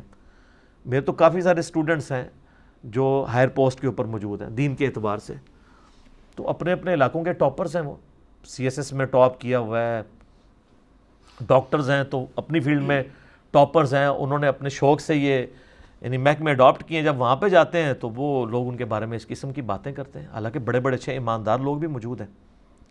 لیکن ہمارے معاشرے میں اوورآل پولیس والوں کے ساتھ جو رویہ ہے نا اس معاشرے کا, کوئی پازیٹیو نہیں ہے. اب رہا ان کا رویہ, تو ظاہر ہے کہ ان کے اندر بھی کمزوریاں موجود ہیں, لیکن اگر آپ ان کو گیون سرکمسٹانسز میں دیکھیں نا تو کسی حد تک جو ہے نا ان کی غلطیاں جسٹیفائی اس اعتبار سے ہو جاتی ہیں کہ ان کو وہ فیسلٹیز نہیں اویلیبل جو باقی لوگوں کو اویلیبل ہیں.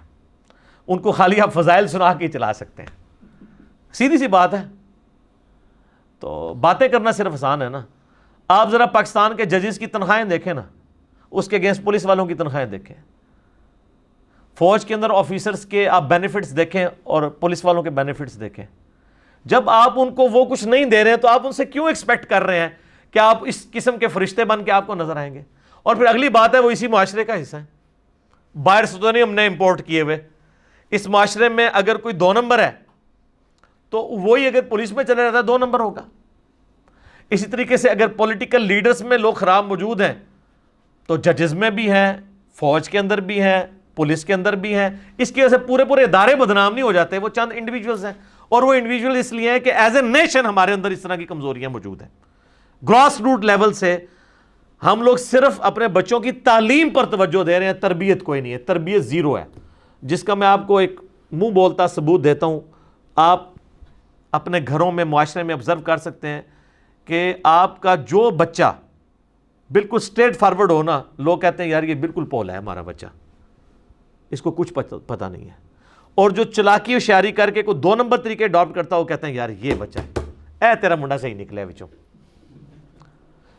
جو بچہ اپنے باپ کو یہ کہے کہ ٹریفک سگنل پہ رکنا ہے, اس کو کہتے ہیں یہ تو بالکل سیدھا جو ہے رک رہا ہے. اور جو کہتے ہیں نا ابا جی کوئی نہیں رش کوئی نہیں کٹ کھڑو, کہتے ہیں یار منڈا تیز ہے. یہ ہمارا معیار ہے جناب. تو پھر اس قسم کے لوگ جب پولیس میں جائیں گے, فوج میں جائیں گے, عدلیہ میں, پھر وہ اس قسم کے ہی بن کے نکلیں گے نا جو بچپن سے آپ نے تربیت کی ہے. لیکن سر آپ گوروں میں دیکھیں نا، پھر یہ کہتے ہیں گوروں کی تعریف کرتے ہیں، سر ان میں اکثر آپ کو بالکل سیدھے بالکل لوگ نظر آئیں گے، بالکل سیدھے سادھے. سر جن ملکوں کے اندر کنڈکٹر ہی نہ ہو بسوں میں کرایہ لینے کے لیے، لوگ اپنا کرایہ خود ایمانداری سے ڈالتے ہوں، ان کے ساتھ ہم اپنا کمپیریزن کیا کروائیں؟ جنت میں پھر بھی آپ نہیں جانا ہے، ٹھیک ہے نا. تو میں اس واقعے میں جو کچھ ہمارے اس مذہبی طبقے کی طرف سے ہوا اس کو کنڈیم کرتا ہوں. پولیس آفیسر کے ساتھ ہم ہمدردی کا اظہار کرتے ہیں، پلس یہ کہ میں تھوڑا ریلیجس طبقے سے بات کروں. یہ جمعہ اس وقت کرونا کی وجہ سے ہمارے لیے تھوڑی سی آزمائش بن گیا ہے، اور لوگ ہمیں حدیثیں سنا رہے ہیں کہ جی وہ 3 جمعے جس نے چھوڑ دیے تو یہ ہو جائے گا. اور یہ وہ لوگ کہہ رہے ہیں جو جمعہ تو نہیں چھوڑتے اور نماز پڑھتے بھی کوئی نہیں، جمعے کے علاوہ کوئی پڑھی نہیں، جمعہ کبھی چھوڑا نہیں. تو ان کو بتائیں کہ صحیح مسلم میں انٹرنیشنل نمبر کے مطابق 246 نمبر حدیث ہے، بندے کے شرک اور اسلام، کفر اور اسلام، شرک اور ایمان کے درمیان فرق نماز ہے. نماز چھوڑنے والا پاکستان کے شناختی کارڈ میں مسلمان ہے، اللہ کے ہاں وہ کافر ہے عملاً. اور یہ صرف جمعے کی نماز نہیں، عام نماز. تو جمعے کو لوگوں نے اپنے سر پہ سوار کیا، حالانکہ جمعے کا تعلق جس چیز کے ساتھ تھا نا وہ تھی تذکیر، نصیحت. جمعے والے دن آپ نے لوگوں کو نصیحت کرنی ہے، آخرت کی جواب دہی کا سنانا ہے، ڈر. اسی لیے آپ دیکھتے ہیں کہ ویسے جمعے کی نماز کے بعد ہم پڑھتے ہیں ظہر، وہ 4 رکعتیں ہوتی ہیں، لیکن جمعے والے دن اللہ نے 2 رکعتیں کم کر دی ہیں. کیوں؟ کہ تقریر سننی ہے آپ نے. صحیح بخاری مسلم میں حدیث ہے، جو سب سے پہلے پہر میں آ جاتا ہے اسے اونٹ نہر کرنے کا ثواب ملتا ہے مسجد کے اندر، جو اس کے بعد آتا ہے اسے گائے ذبح کرنے کا، جو اس کے بعد آتا ہے اسے بکری یا بھیڑ، جو اس کے بعد آتا ہے اسے مرغی صدقہ کرنے کا، اور جو بالکل اینڈ پہ آتا ہے نا اسے انڈا صدقہ کرنے کا ثواب ملتا ہے. اور جب ممبر پر خطیب چڑھ جاتا ہے تو فرشتے اپنے رجسٹر بند کر دیتے ہیں، اور بخاری مسلم کے الفاظ ہیں پھر وہ ذکر سننا شروع کر دیتے ہیں. ذکر کیا؟ وہ تقریر کو کہا گیا، یاد دہانی، انا نحن نزلنا الذکر وانا لہ لحافظون. یہ قرآن بھی تو اللہ کی یاد دلاتا ہے نا. صحیح مسلم میں اوپر تلے 4 حدیث ہیں کہ نبی علیہ السلام کہ جمعے کا خطبہ قرآن کی آیات ہوا کرتی تھی، خصوصاً سورہ قاف، سورت نمبر جو 50 ہے، پارہ نمبر 26 میں آپ کی تقریر یہ ہوتی تھی. تو جمعے کا مقصد ہے تقریر، اور تقریر میں نکاح، طلاق، استنجے کے مسائل نہیں، پولیٹیکل ایشوز. لہذا جمعہ پڑھانے کا منصب بیسیکلی علماء کا نہیں ہے، حکمرانوں کا ہے. شاہ فیصل مسجد میں پرائم منسٹر کو خود جمعہ پڑھانا چاہیے. چلے نماز پڑھانے کے لیے کوئی عالم دین آگے کر دیں، جمعے کی تقریر پرائم منسٹر کو کرنی چاہیے. ہر شہر میں ڈپٹی کمشنر خود جمعہ پڑھائے، تقریر خود کرے، ٹھیک ہے، باقی جو ہے وہ. بلکہ اب یہ پی ٹی آئی کی گورنمنٹ نے تو شروع بھی کیا ہے، انہوں نے چھوٹے چھوٹے لیکچر شروع کروائے ہیں جمعے والے دن مختلف مساجد کے اندر پولیس آفیسرز کے. 1-2 جگہ پہ میں نے آبزرو کیا ہے. تو چلے وہ اگر ان کو ممبر پہ نہیں چڑھنے دیتے، چلو جمعے کے بعد ہی کوئی 2-4 باتیں وہ کر لیں کہ آپ ہمیں سجیسٹ کریں. تو یہ جمعے کا مقصد تھا. لہٰذا اب یہ جو لوگ کہہ رہے ہیں جمعے ہمارے چھوٹ رہے ہیں، یہ وہ لوگ ہیں جنہوں نے کبھی تقریر سنی نہیں ہے، دوسری اذان کے وقت مسجد میں جا رہے ہوتے ہیں. تو یہ کون سا جمعہ پڑھ رہے ہیں؟ اور پھر ان کے وہ علماء بھی کہہ رہے ہوتے ہیں کہ جی وہ اصل خطبہ عربی والا ہے، اصل عربی والا ہے، جو وہ عالم کو خود نہیں اس کا ترجمہ پتا ہوتا، نہ آڈینس کو پتا ہوتا ہے، وہ اصل ہے. اور یار جب ممبر پہ چڑھ گئے نا، آپ تقریر شروع کر دی، تو اب آنے والے کا بس صرف ٹوٹل پورا ہوگا، جمعے کا ایکسٹراڈنری ثواب اس کا ختم، صرف فرض ادا ہوگا. تو چونکہ یہ پولیٹیکل گیدرنگ ہے، اس لیے زور تھا کہ جمعہ نہ چھوڑا جائے تاکہ مسلمان ایک پیج پہ رہیں. انہوں نے سے پکڑ کے بتا دیا وہ جی مسلم شریف میں حدیث ہے، نبی علیہ السلام نے فرمایا کہ لوگ جمعہ چھوڑنے سے باز آ جائیں ورنہ اللہ تعالیٰ ان کے دلوں پر مہر لگا دے گا. کیوں؟ کہ وہ مسلمانوں کی مین سٹریم سے ہٹ جائیں گے. ابو داؤد، ترمذی، نسائی، ابن ماجہ میں حدیث ہے جس نے 3 جمعے چھوڑ دیے اللہ تعالیٰ اس کے دل کے اوپر مہر لگا دے گا. وہ جمعے سے مراد 2 رکعتیں نہیں ہیں، عربی خطبہ نہیں ہے، اصل میں وہ تقریر ہے جس میں کہانیاں نہ سنا رہے ہوں، قرآن و سنت سنا رہے ہوں، ورنہ وہ عام نماز ہی ہے. پھر مسلم شریف میں حدیث ہے جو لوگ جمعے والے دن مسجد میں نہیں آتے، اپنے گھروں میں رہتے ہیں، میرا دل کرتا ہے کہ میں اپنی جگہ کسی اور کو امام مقرر کروں اور ان کو گھروں سمیت آگ میں جلا دوں. کتنی بڑی تھریٹ ہے.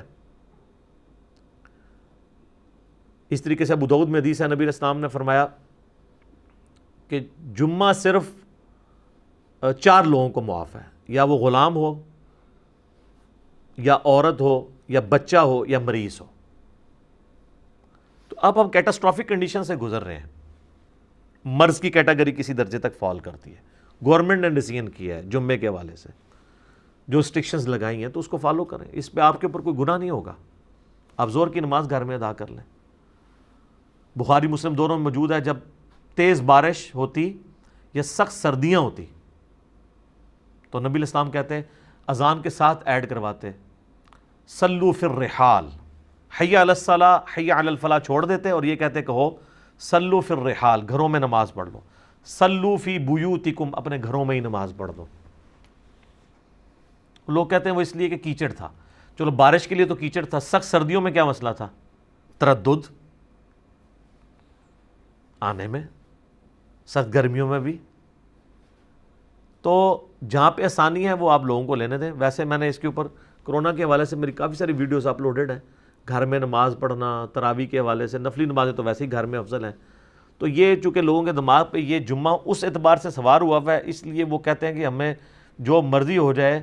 لوگوں نے تو گھروں میں جمعے شروع کروا دیے ہیں. یہ نئی بدعت شروع ہو گئی ہے. لوگ سمجھتے ہیں کہ 2 رکعتیں پڑھنا اور ممبر پہ 2-4 آیتیں پڑھنا یہ جمعہ اس کا نام ہے. جمعہ اس چیز کا نام نہیں تھا. جمعہ تھا نصیحت کے لیے، تذکیر کے لیے، ایک پبلک گیدرنگ کے پوائنٹ آف ویو سے. گھروں میں آپ جمعے کی جگہ زور کی نماز ہی پڑھیں گے. جمعے کی نماز پڑھنے کی ضرورت نہیں ہے. اور جو اس طریقے سے چھپ کے جمعے پڑھ رہے ہیں اور پھر بعد میں پولیس والوں کے اوپر اس طریقے سے تشدد کرتے ہیں، یہ کوئی اسلام کا اچھا چہرہ لوگوں کے سامنے پیش نہیں کر رہے. ہم ان کے لیے دعا ہی کر سکتے ہیں، اللہ تعالیٰ ان کو ہدایت دے. ٹھیک ہو گیا؟ علی بھائی اگلا سوال ہے. ایک اسلامی بہن کا کہنا ہے میرے ہسبینڈ وفات پا چکے ہیں اور ان کے نام پر بینک میں 20 لاکھ روپے رکھے ہیں.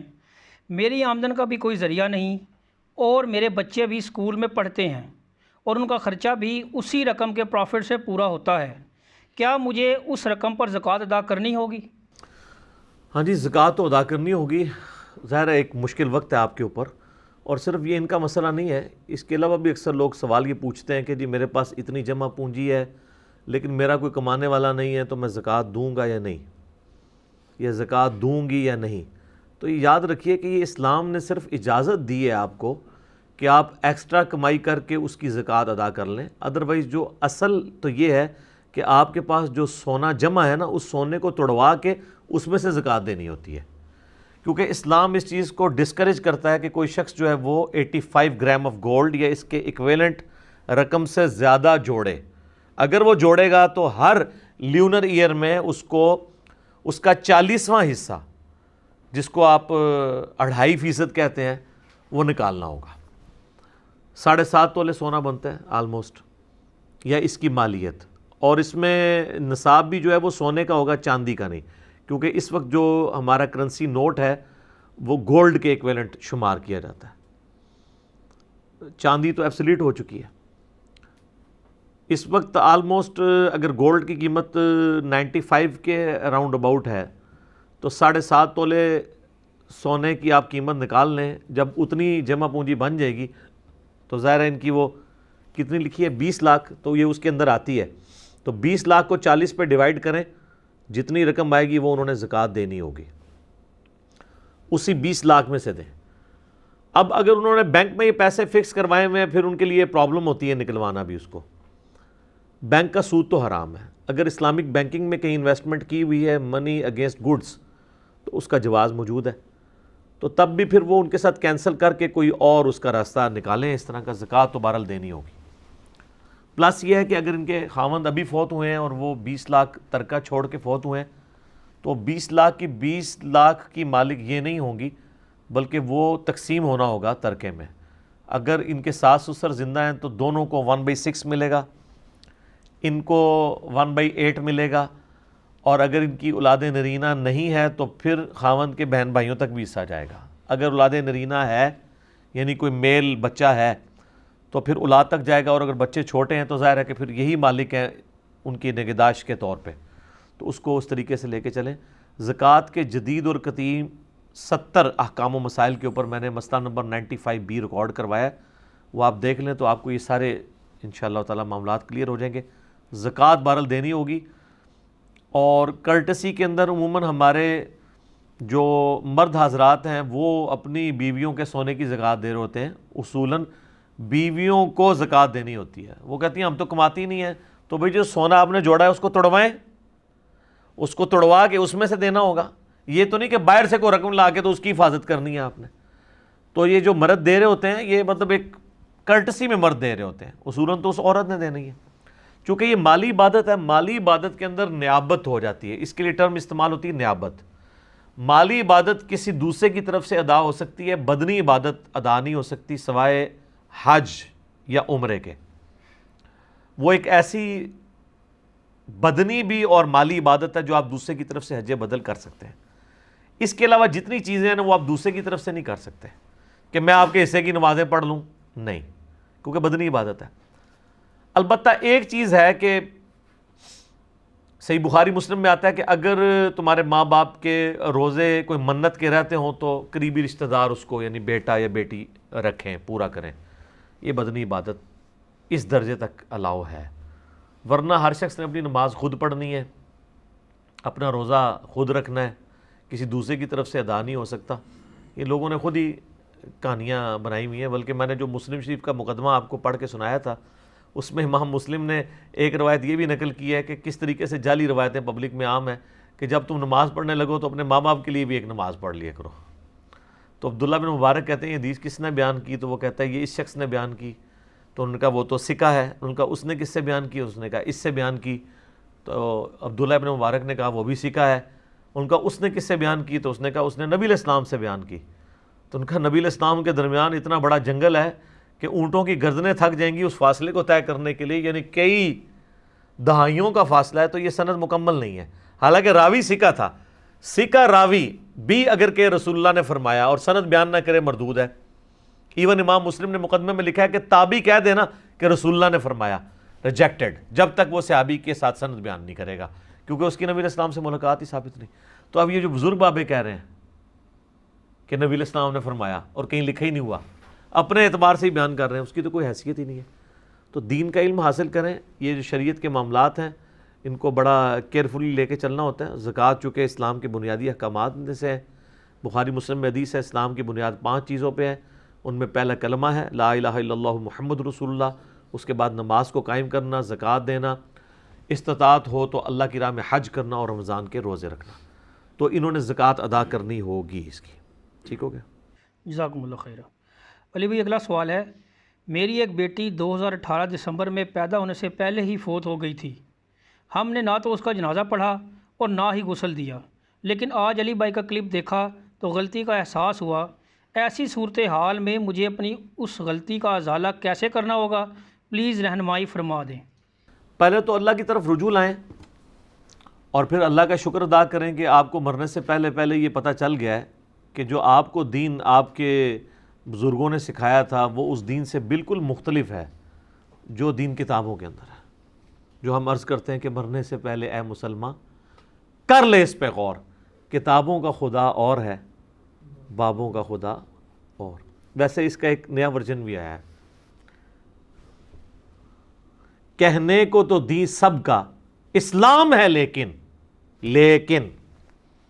کتابوں کا جہاں اور ہے, بابوں کا جہاں اور. کہتے تو دونوں اپنے آپ کو مسلمان ہیں لیکن اس کا ایک وکھرا جہاں ہوتا ہے نا, بالکل وکھرا جہاں ہوتا ہے, اس کا اپنا ہی ایک جہاں ہوتا ہے.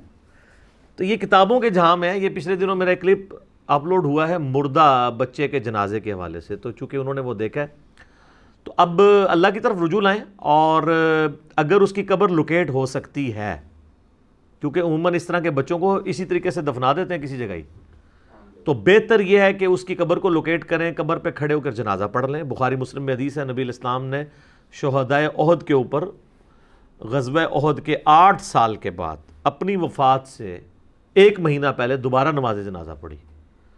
اس طریقے سے بخاری مسلم میں حدیث ہے ایک حبشی عورت تھی جو مسجد نبوی کی صفائی کیا کرتی تھی, مر گئی. صحابہ کرام نے بتایا بھی نہیں حضور کو, خود ہی جنازہ پڑھ کے دفنا دیا. 3-4 دن بعد نبی علیہ السلام نے پوچھا وہ عورت نہیں نظر آ رہی, تو لوگوں نے بتایا تو فوت ہو گئی ہے. تو آپ فرمایا تم نے مجھے نہیں بتایا, میں بھی اس کا جنازہ پڑھتا, تو مجھے اس کی قبر پہ لے چلو. نبی علیہ السلام قبر پہ گئے, جنازہ پڑھا. اس کا طریقہ یہ ہوگا کہ آپ قبر پہ, اب یہ قبر ایسے بنی ہے نا, اس طرف چہرہ ہے اور قبلے کے رخ کی طرف ہے, تو آپ اس کی پیٹھ والی سائڈ پہ آ کے کھڑے ہوں گے تاکہ آپ بھی قبلہ رخ ہوں.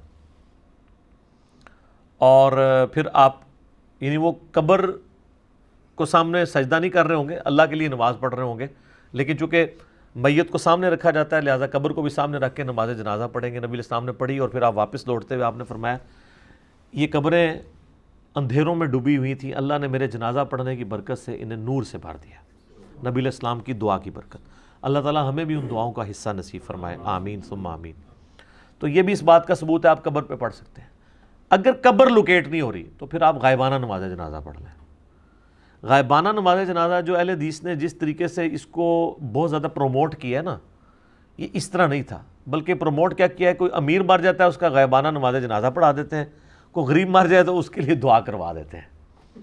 وہ ظاہر ہے وہ ڈپینڈ کر رہا ہوتا ہے کہ کتنا بڑا وہ فائنانسر ہے۔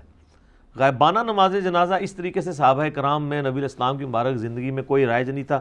صرف ایک واقعہ ملتا ہے صحیح بخاری مسلم میں کہ نبی علیہ السلام نے نجاشی کی جب خبر آپ کو ملی، اور یہ نجاشی وہ نہیں تھا جس نے صحابہ کرام کو پناہ دی تھی، اس کے بعد جو نجاشی بنا تھا وہ مسلمان تھا، اور وہ مسلمان تھا ظاہر ہے وہ اب وہاں پہ اپنا ایک انڈیپینڈنٹ بیچارہ ایک مسلمان تھا، کوئی کمیونٹی نہیں تھی، اس کا کوئی جنازہ پڑھنے والا نہیں تھا۔ نبی علیہ السلام تک خبر پہنچی تو صحابہ کرام کہتے ہیں نبی علیہ السلام جنازہ گاہ کی طرف گئے، مسجد میں نہیں جنازہ گاہ میں آپ نے 4 تکبیریں کہہ کے اس کا نماز جنازہ پڑھا، اور اس سے یہ بات پتہ چلی کہ مسجد میں نماز جنازہ پڑھنا ضروری نہیں، آپ جنازہ گاہ میں بھی پڑھ سکتے ہیں۔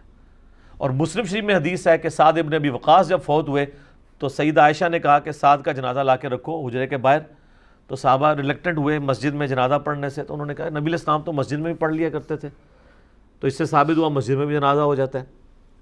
افضل ویسے یہی ہے کہ جنازہ گاہ میں ہو، مسجد میں بھی جائز ہے۔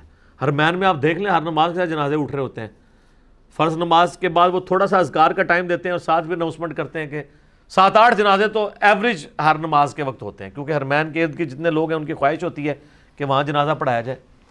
تو ایک دل کی تسلی کے لیے تو خیال اچھا ہے، باقی تو اپنے اعمال کے مطابق انسان اٹھایا جائے گا۔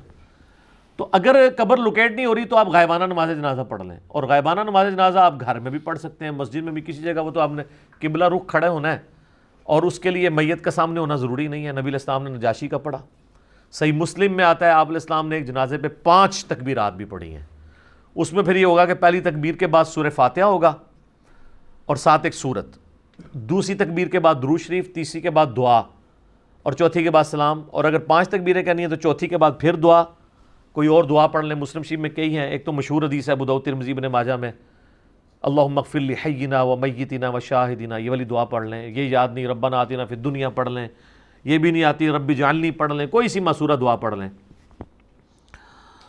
اور وہ جو میں نے بتائی تھی میت کے لیے جو صحیح بخاری میں تعلیقاً ہے، سنن کبریٰ البیہقی کے اندر موجود ہے، اللہم اجعل فرطوں و ذخروں و سلفا، اس طرح کے الفاظ ہیں کہ اے اللہ اس کو ہمارے لیے ذخیرہ بنا دے اور ایک ذریعہ بنا دے، یعنی سفارش کے طور پر، کیونکہ بخاری مسلم میں حدیث ہے جس کے 3 بچے مر گئے تو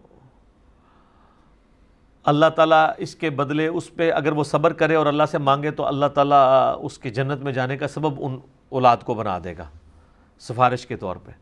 ایک عورت نے کہا اگر 2 مر جائیں تو فرمایا 2 پہ بھی ہے۔ اور بخاری میں تو یہ بھی الفاظ ہیں کہ اللہ تعالیٰ فرماتا ہے میں اپنے بندے سے اگر کوئی محبوب چیز لے لوں اور اس کے بدلے وہ مجھ سے جو بھی نعمت ڈیمانڈ کرے گا تو میں اس کو عطا فرما دوں گا۔ اور بخاری میں یہ بھی حدیث ہے کہ جس شخص سے میں نے آنکھیں لے لیں تو اس کی جزا جنت کے سوا کچھ نہیں ہے۔ سبحان اللہ۔ تو اب اگر ان کی بچی یا بچہ کسی کا بھی، یہ کافی لوگوں کے سوال آئے ہیں، ہم نے ایک کو ایز اے رول ماڈل طور پر انٹرٹین کیا ہے، تو غائبانہ نماز جنازہ پڑھ لیں، اور اللہ تعالیٰ کے حضور آپ اپنی مادری لینگویج میں بھی عام حالت میں دعا کریں کہ اللہ تعالیٰ اس پہ صبر کے عوض آپ کو اجر دے اور اس بچے کو آپ کے لیے ذخیرہ آخرت بنا لے، تو یہ آپ کریں تو انشاءاللہ تعالیٰ وہ غلطی معاف ہو جائے گی۔ بہرحال وہ اس سے اب سبق لرن کریں کہ آپ کے ساتھ کس لیول کا دھوکہ کیا گیا ہے، کہ جو چیزیں یعنی دین میں تھیں آپ کو نہیں بتائی گئی ہیں، بابوں کا دین، فرقوں کا دین اس طریقے سے بتایا گیا۔ تو غائبانہ نماز جنازہ بھی جواز کی حد تک ایسی صورتحال میں جائز ہے۔ ویسے ایک شخص مر گیا کراچی میں، ہزاروں نے اس کا جنازہ پڑھا، اب جیلم میں اسلام آباد میں اس کا غائبانہ نماز جنازہ ہو رہا ہے، یہ غلط ہے، اس کا تو کوئی ثبوت نہیں ملتا۔ نجاشی والی حدیث کو اس پہ فٹ کرنا بڑی دور کا اجتہاد ہے، کیونکہ نجاشی تو اتنی بڑی پرسنالٹی نہیں تھا، نبی علیہ السلام کا سب سے لاڈلا، جسے آپ کا بیٹا بھی کہا جاتا تھا، جس کا نام بھی قرآن میں آیا ہے، زید بن حارثہ، جو صحیح بخاری میں آتا ہے کہ اس کا جو بیٹا تھا اسامہ، نبی علیہ السلام اپنے زانوں پہ ایک طرف حسن ابن علی کو بٹھاتے تھے، دوسری طرف اسامہ ابن زید کو، پوتوں کی مانند تھا۔ تو غزوہ موتا کے موقع پر آپ کو پتہ ہے نا، بخاری کے الفاظ ہیں، نبی علیہ السلام مدینہ شریف میں اور اللہ تعالیٰ نے آپ کو دکھا دیا، آپ رو رہے ہیں کہ میرے عبداللہ کو شہید کر دیا گیا، عبداللہ بن رواحہ کو، اور سب سے پہلے زید بن حارثہ شہید ہوئے، پھر عبداللہ بن رواحہ شہید ہوئے، اور پھر جعفر بن ابی طالب، جعفر طیار جنہیں کہا جاتا ہے، وہ شہید ہو گئے، ان کے تو بازو بھی کٹ گئے تھے، تو بخاری میں آتا ہے اللہ تعالیٰ نے ان کو جنت میں 2 پر دے دیے۔ حضرت علی کے جو بھائی تھے جنہوں نے سورہ مریم پڑھی تھی نجاشی کے دربار میں، وہ غزوہ موتا میں شہید ہوئے تھے۔ یہ 3 ترتیب سے شہید ہوئے۔ پھر حضور نے کہا کہ اللہ تعالیٰ نے اب مسلمانوں کو اللہ کی تلواروں میں سے ایک تلوار پر متفق کر دیا ہے، مجھے اللہ سے امید ہے اللہ اس پہ فتح دے دے گا، خالد بن ولید پہ۔ وہ فتح بس یہ ہوئی کہ وہ اتنی بڑی رومن امپائر کے لشکر سے اپنے چھوٹے سے لشکر کو بچا کے لینے آنے میں کامیاب ہو گئے۔ اور پھر اس کے بعد پھر نبی علیہ السلام نے سفر کیا تھا غزوہ تبوک کے لیے، جس میں رومن امپائر 1.5 لاکھ کی فوج لے کر کیسے روم بھی بھاگ گیا تھا، وہ اصل میں اس کے بدلے میں حضور جا رہے تھے۔ تو ایلچی بھی خیر قتل کر دیا تھا، یہ بھی بیچ میں ایک واقعہ ہوا تھا۔ تو وہ ایک واقعہ ملتا ہے نجاشی والا، تو یعنی محدثین کہتے ہیں کہ زید بن حارثہ سے زیادہ کوئی اہل نہیں تھا، وہ حضور کا بیٹا ہی تھا، سمجھ لیں، بچپن سے آپ نے پالا ہوا تھا، بلکہ ان کو زید ابن محمد کہا جاتا تھا۔ پھر قرآن میں آیا کہ یہ منہ والا رشتہ کوئی نہیں ہے، تو پھر زید ابن حارثہ ان کو کہا جائے۔ وہ شہید ہوا ہے، حضور نے اس کا کوئی غائبانہ نماز جنازہ نہیں پڑھا۔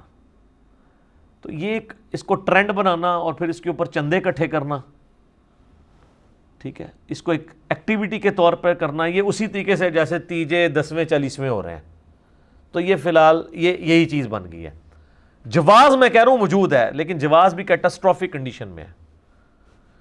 یہ نہیں ہے کہ جنازہ ہو چکا ہے اور آپ پھر بار بار اس کے غائبانہ نماز جنازے پڑھ رہے ہیں، ایک جگہ سے اٹھاتے ہیں دوسری جگہ لے جاتے ہیں، دوسری جگہ سے تیسری جگہ لے جاتے ہیں، اور لوگ دور دور پڑھا رہے ہیں۔ بس جنازہ ہو گیا، اتنے بڑے لوگوں نے پڑھ لیا، پھر بار بار غائبانہ نماز جنازہ اس کو پروٹوکول دینا نہیں، آپ دعا مانگیں۔ بخاری میں حدیث ہے، نبی علیہ السلام کو ایک صحابی کی وفات کی خبر پہنچی، آپ نے اپنے ہاتھ یوں بلند کیے کہ آپ کی بغلوں کی سفیدی نظر آئی، آپ نے کہا اللہ ابو عامر کو بخش دیے اور اسے کثیر مخلوق پہ قیامت کے دن فضیلت عطا فرما۔ یہ دعا آپ علیہ السلام نے تعلیم فرمائی ہے، جو بھی بندہ مر جائے اس کے لیے کہ اللہ اسے بخش دے اور قیامت والے دن اپنی کثیر مخلوق پہ فضیلت دے۔ یہ بھی نہیں آتی ہے اللہم اغفر لی حینا پڑھ لیں، کوئی سی دعا پڑھ لیں، عام دعا بھی۔ تو جنازہ چونکہ اب اس کیس میں تو بالکل نہیں ہوا ہوتا، ظاہر ہے کہ ادھر جنازہ ہی ہونا چاہیے۔ ہاں، جو غائبانہ نماز جنازہ قبر پہ پڑھا جاتا ہے نا، وہ آپ کسی بھی وقت پڑھ سکتے ہیں، وہ غائبانہ نہیں ہوتا، وہ قبر پہ ہو رہا ہوتا ہے۔ وہ نبی علیہ السلام کی سنت ہے کہ وہ میت نہیں ہے تو قبر سامنے موجود ہے۔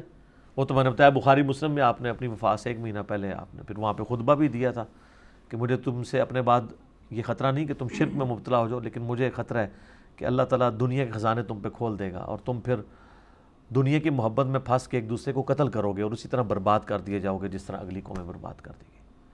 اور بڑا رقت انگیز خطبہ ہے، یہ میں نے کربلا میں ڈالا ہوا ہے۔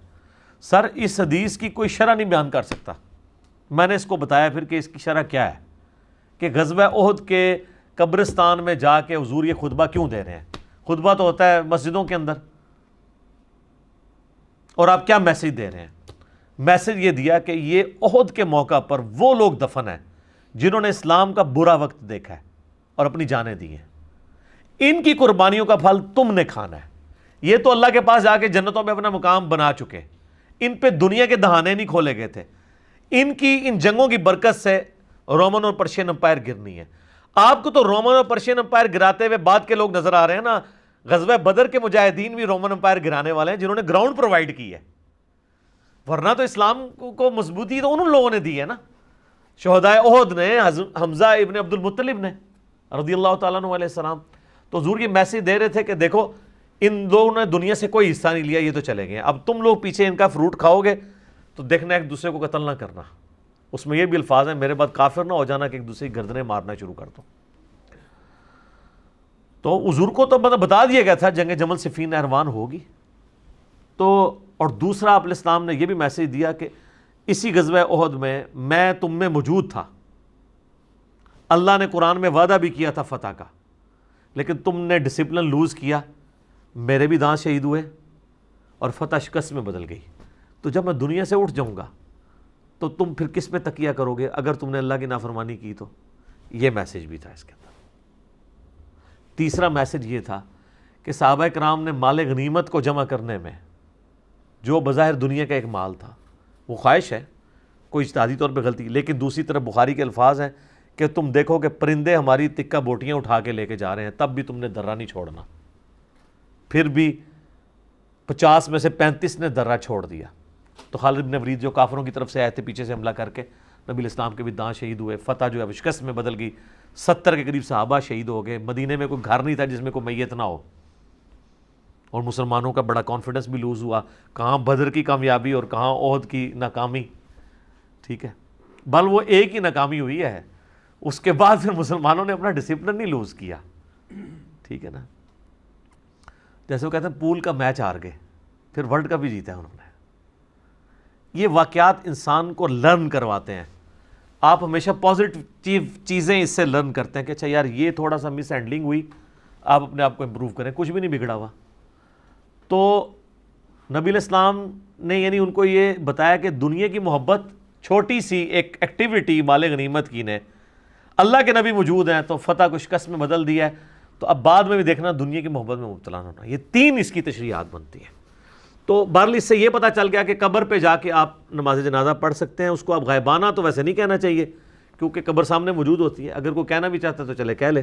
تو اگر قبر لوکیٹ نہیں ہو رہی اس طرح کے بچے کو، چونکہ وہ اسی طریقے سے ہی دفنا دیا جاتا ہے، تو پھر ظاہر ہے کہیں بھی کھڑے ہو کے آپ پڑھ سکتے ہیں، اکیلے بھی پڑھ سکتے ہیں، کسی مولوی کو بلانے کی ضرورت نہیں۔ نبی علیہ السلام نے بھی اکیلے پڑھا تھا، تو نماز جنازہ آپ اکیلے بھی پڑھ سکتے ہیں۔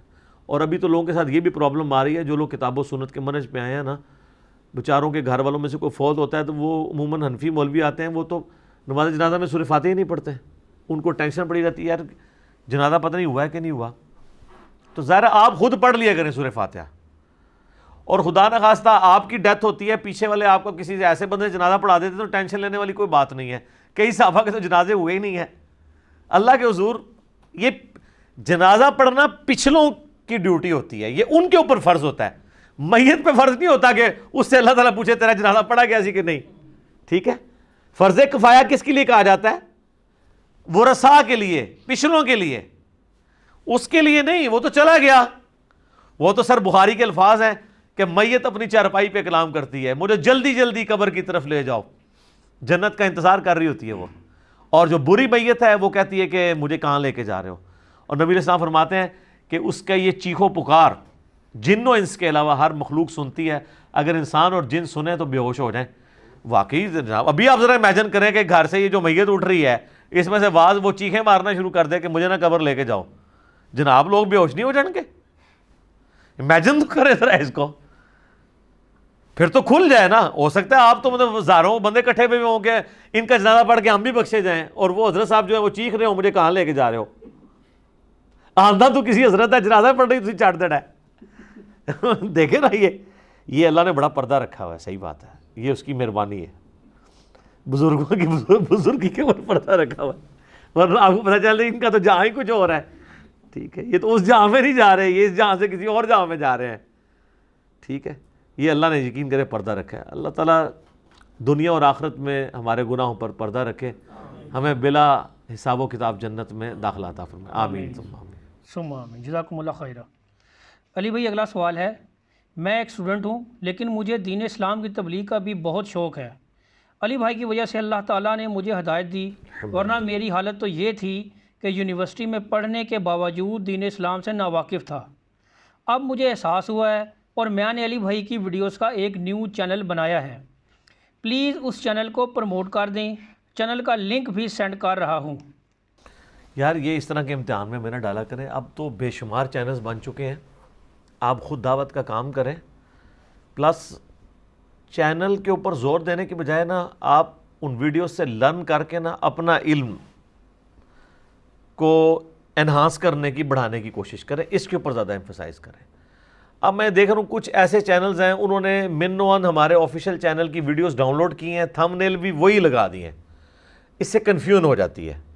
آپ نے اگر کوئی ویڈیو اپلوڈ کرنی ہے ذرا ڈیفرنٹ ٹائٹل سے اپلوڈ کریں. تھم نیل بنانا بھی 2-3 سافٹ ویئر ہیں, وہ آپ سیکھ لیں, آسان ہے اگر کسی کو شوق ہے.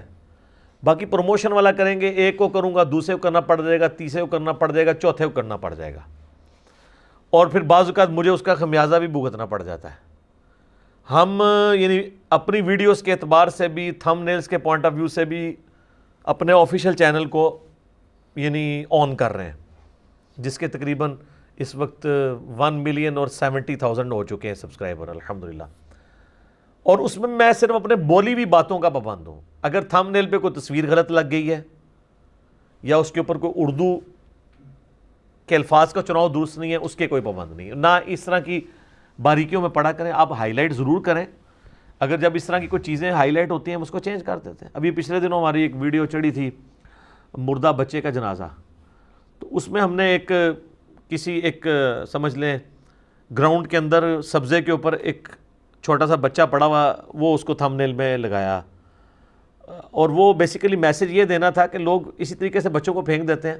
آپ اگر کہیں دفنا کے بھی چلے جاتے ہیں تو کتے بلے نکال لیں گے, کیونکہ آپ نے پروٹوکول سے تو اس کو دفنایا نہیں ہوا, پورے گہری قبر تو کھودی نہیں ہوئی ہے. تو وہ لوگ کہہ رہے ہیں جی اس سے یہ میسج جا رہا ہے یہ کوئی مطلب کوئی یعنی آؤٹ آف ویڈ لاک پیدا ہوا کوئی بچہ ہے جس کو کوئی ماں باپ آن نہیں کر رہے ہیں, تو اس طرح کا میسج آپ نہ دیں. حالانکہ یہ میسج دینا مقصد نہیں تھا, بتانا یہ تھا کہ آپ بھی اپنے بچے کے ساتھ بیسیکلی یہی کر رہے ہیں جب اس کو بغیر جنازے کے آپ دفنا رہے ہیں, کہ جس طرح کوئی جانور کا بچہ کہیں پہ پھینک دیا آپ نے, چاہے وہ کھود کے پھینکا ہے یا باہر پھینکا ہے. قبرستان میں نہیں دفناتے وہ, اور دفنایا بھی تو اس کی قبر نہیں کا نشان باقی نہیں رکھتے. خیر وہ جب فیڈ بیک ملی تو ہم نے اس کو چینج کروا دیا. اس طرح کی جو چیزیں آتی ہیں وہ چینج کر دیتے ہیں. تو چینل آپ ہماری طرف سے اجازت ہے, جتنے لوگ بھی چینلز بنا رہے ہیں اگر انہوں نے مونیٹائز کرنا ہے تو کوئی ویڈیو اشتہار لگانے کی اجازت نہیں ہے. اس کے سوا بھی آپ اسکروٹنی کر کے صرف جے پی جیز والے اشتہار اگر لگاتے ہیں ہمیں کوئی اعتراض نہیں ہے اس کے اوپر. آپ لوگ دعوت کے حوالے سے اگر کرنا چاہتے ہیں اس طریقے سے کام ضرور کریں, بلکہ ہمارے علاوہ تو کوئی اجازت نہیں دیتا. آپ دیکھ لیں مولانا طارق جمیل صاحب حفظہ اللہ تعالیٰ کا بھی اب جب سے آفیشیل چینل بنا ہے وہ لوگوں کو الاؤ نہیں کر رہے ہیں چینل بنانے کا. ایون جو بڑے بڑے چینلز جنہوں نے ان کے اوپر اتنا کچھ لاکھوں روپے کما کے مطلب اپنے یعنی کتنے دھندے چلائے, ان سے بھی ساری ویڈیوز ڈیلیٹ کروا دی ہیں انہوں نے.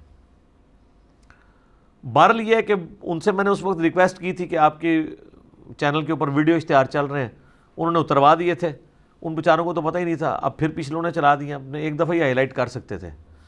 تو اب اگر کوئی اس طریقے سے کر رہا ہے تو میرا خیال اسلام کی بدنامی ہوتی ہے. پہلے لوگوں کے پاس دین کے لیے ٹائم نہیں ہے, بڑی مشکل سے ٹائم نکال کے وہ ایک ویڈیو کو کلک کرتے ہیں تو سامنے ایک بے پردہ عورت جو ہے وہ ناچتی بھی آ جائے تو وہ لانتے اس وقت بھیجیں گے نا کہ یار یہ کمائی کرنے کے لیے اس نے یہ کام شروع کیا ہے, اور پھر وہ سکپ ایڈ کرنا پڑتا ہے 3-4 سیکنڈ کے بعد, تو وہ ایک کوفت ہوتی ہے. ویڈیو ہماری کوئی ایسی اپلوڈ نہ کریں جس پہ کوئی ویڈیو اشتہار ہو, جو کلک کرے اس کو ڈائریکٹلی وہ کلپ چلنا چاہیے.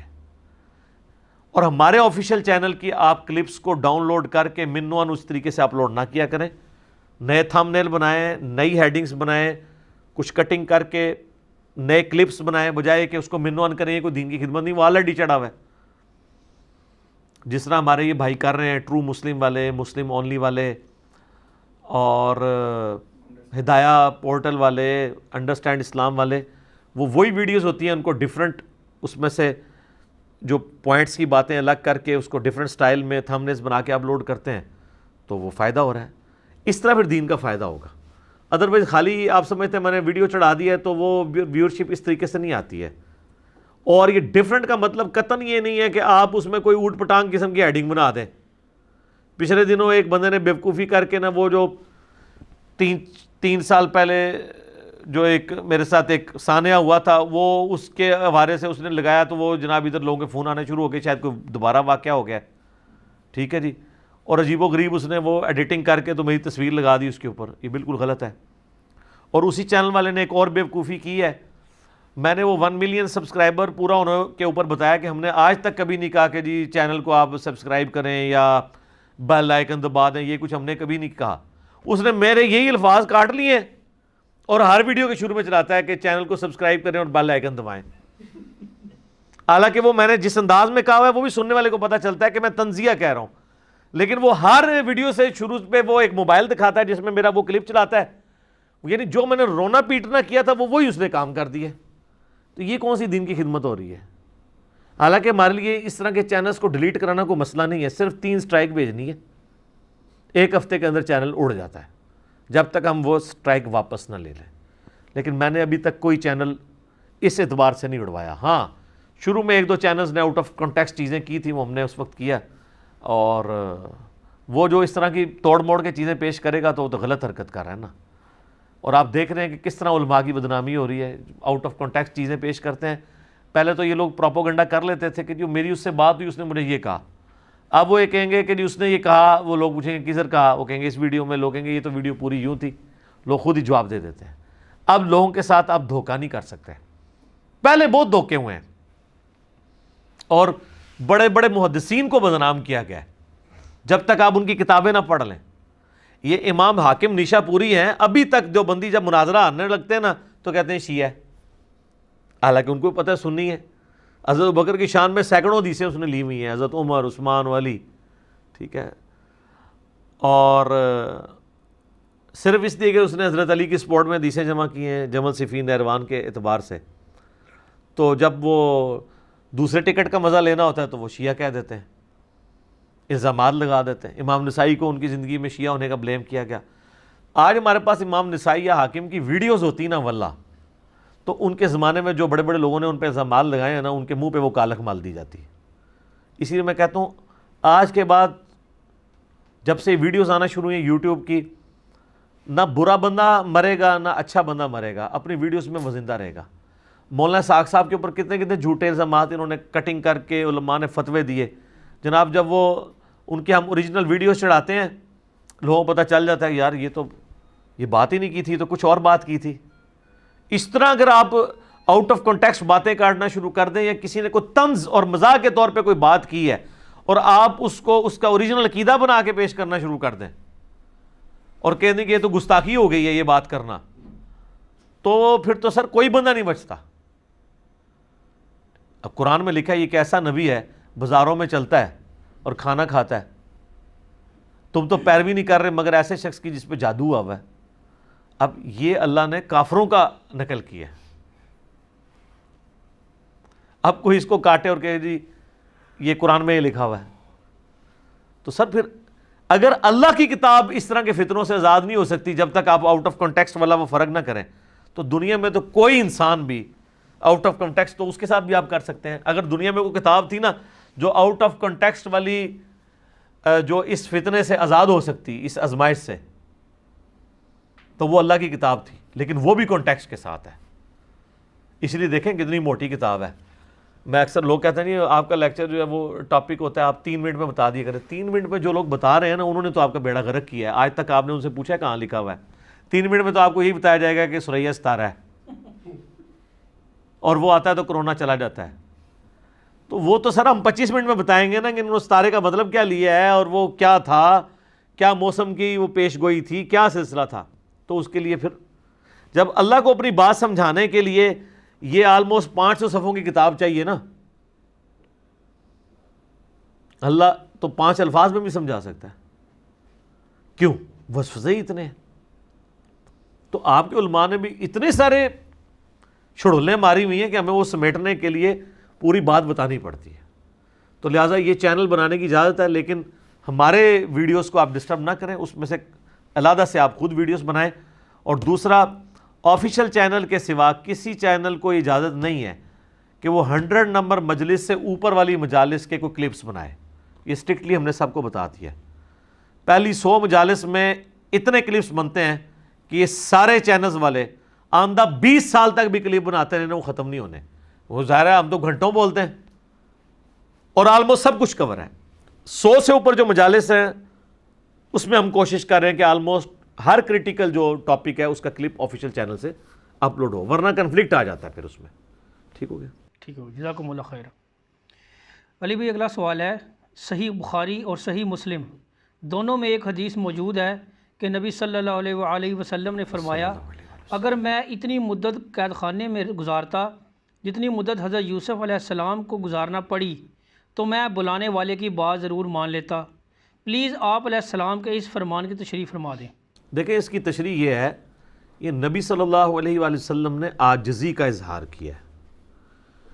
آپ کی مبارک عادت تھی کہ آپ اپنے آپ کو بڑھاتے نہیں تھے، بلکہ آپ صلی اللہ علیہ وآلہ وسلم ڈاؤن ٹو ارتھ تھے۔ یہ اشارہ ہے اس واقعے کی طرف جو سورہ یوسف میں آیا کہ جب یوسف علیہ السلام 9 سال قید میں تھے اور بادشاہ نے خواب دیکھا، اور اس خواب کی تعبیر کا جب ایشو اٹھا تو وہ جو قیدی آزاد ہوا تھا، جس کو 9 سال پہلے یوسف علیہ السلام نے کہا تھا کہ تم اپنے بادشاہ سے میرا ذکر کرنا، اور شیطان نے اسے ذکر بلا دیا، اس کو جاگتا آیا کہ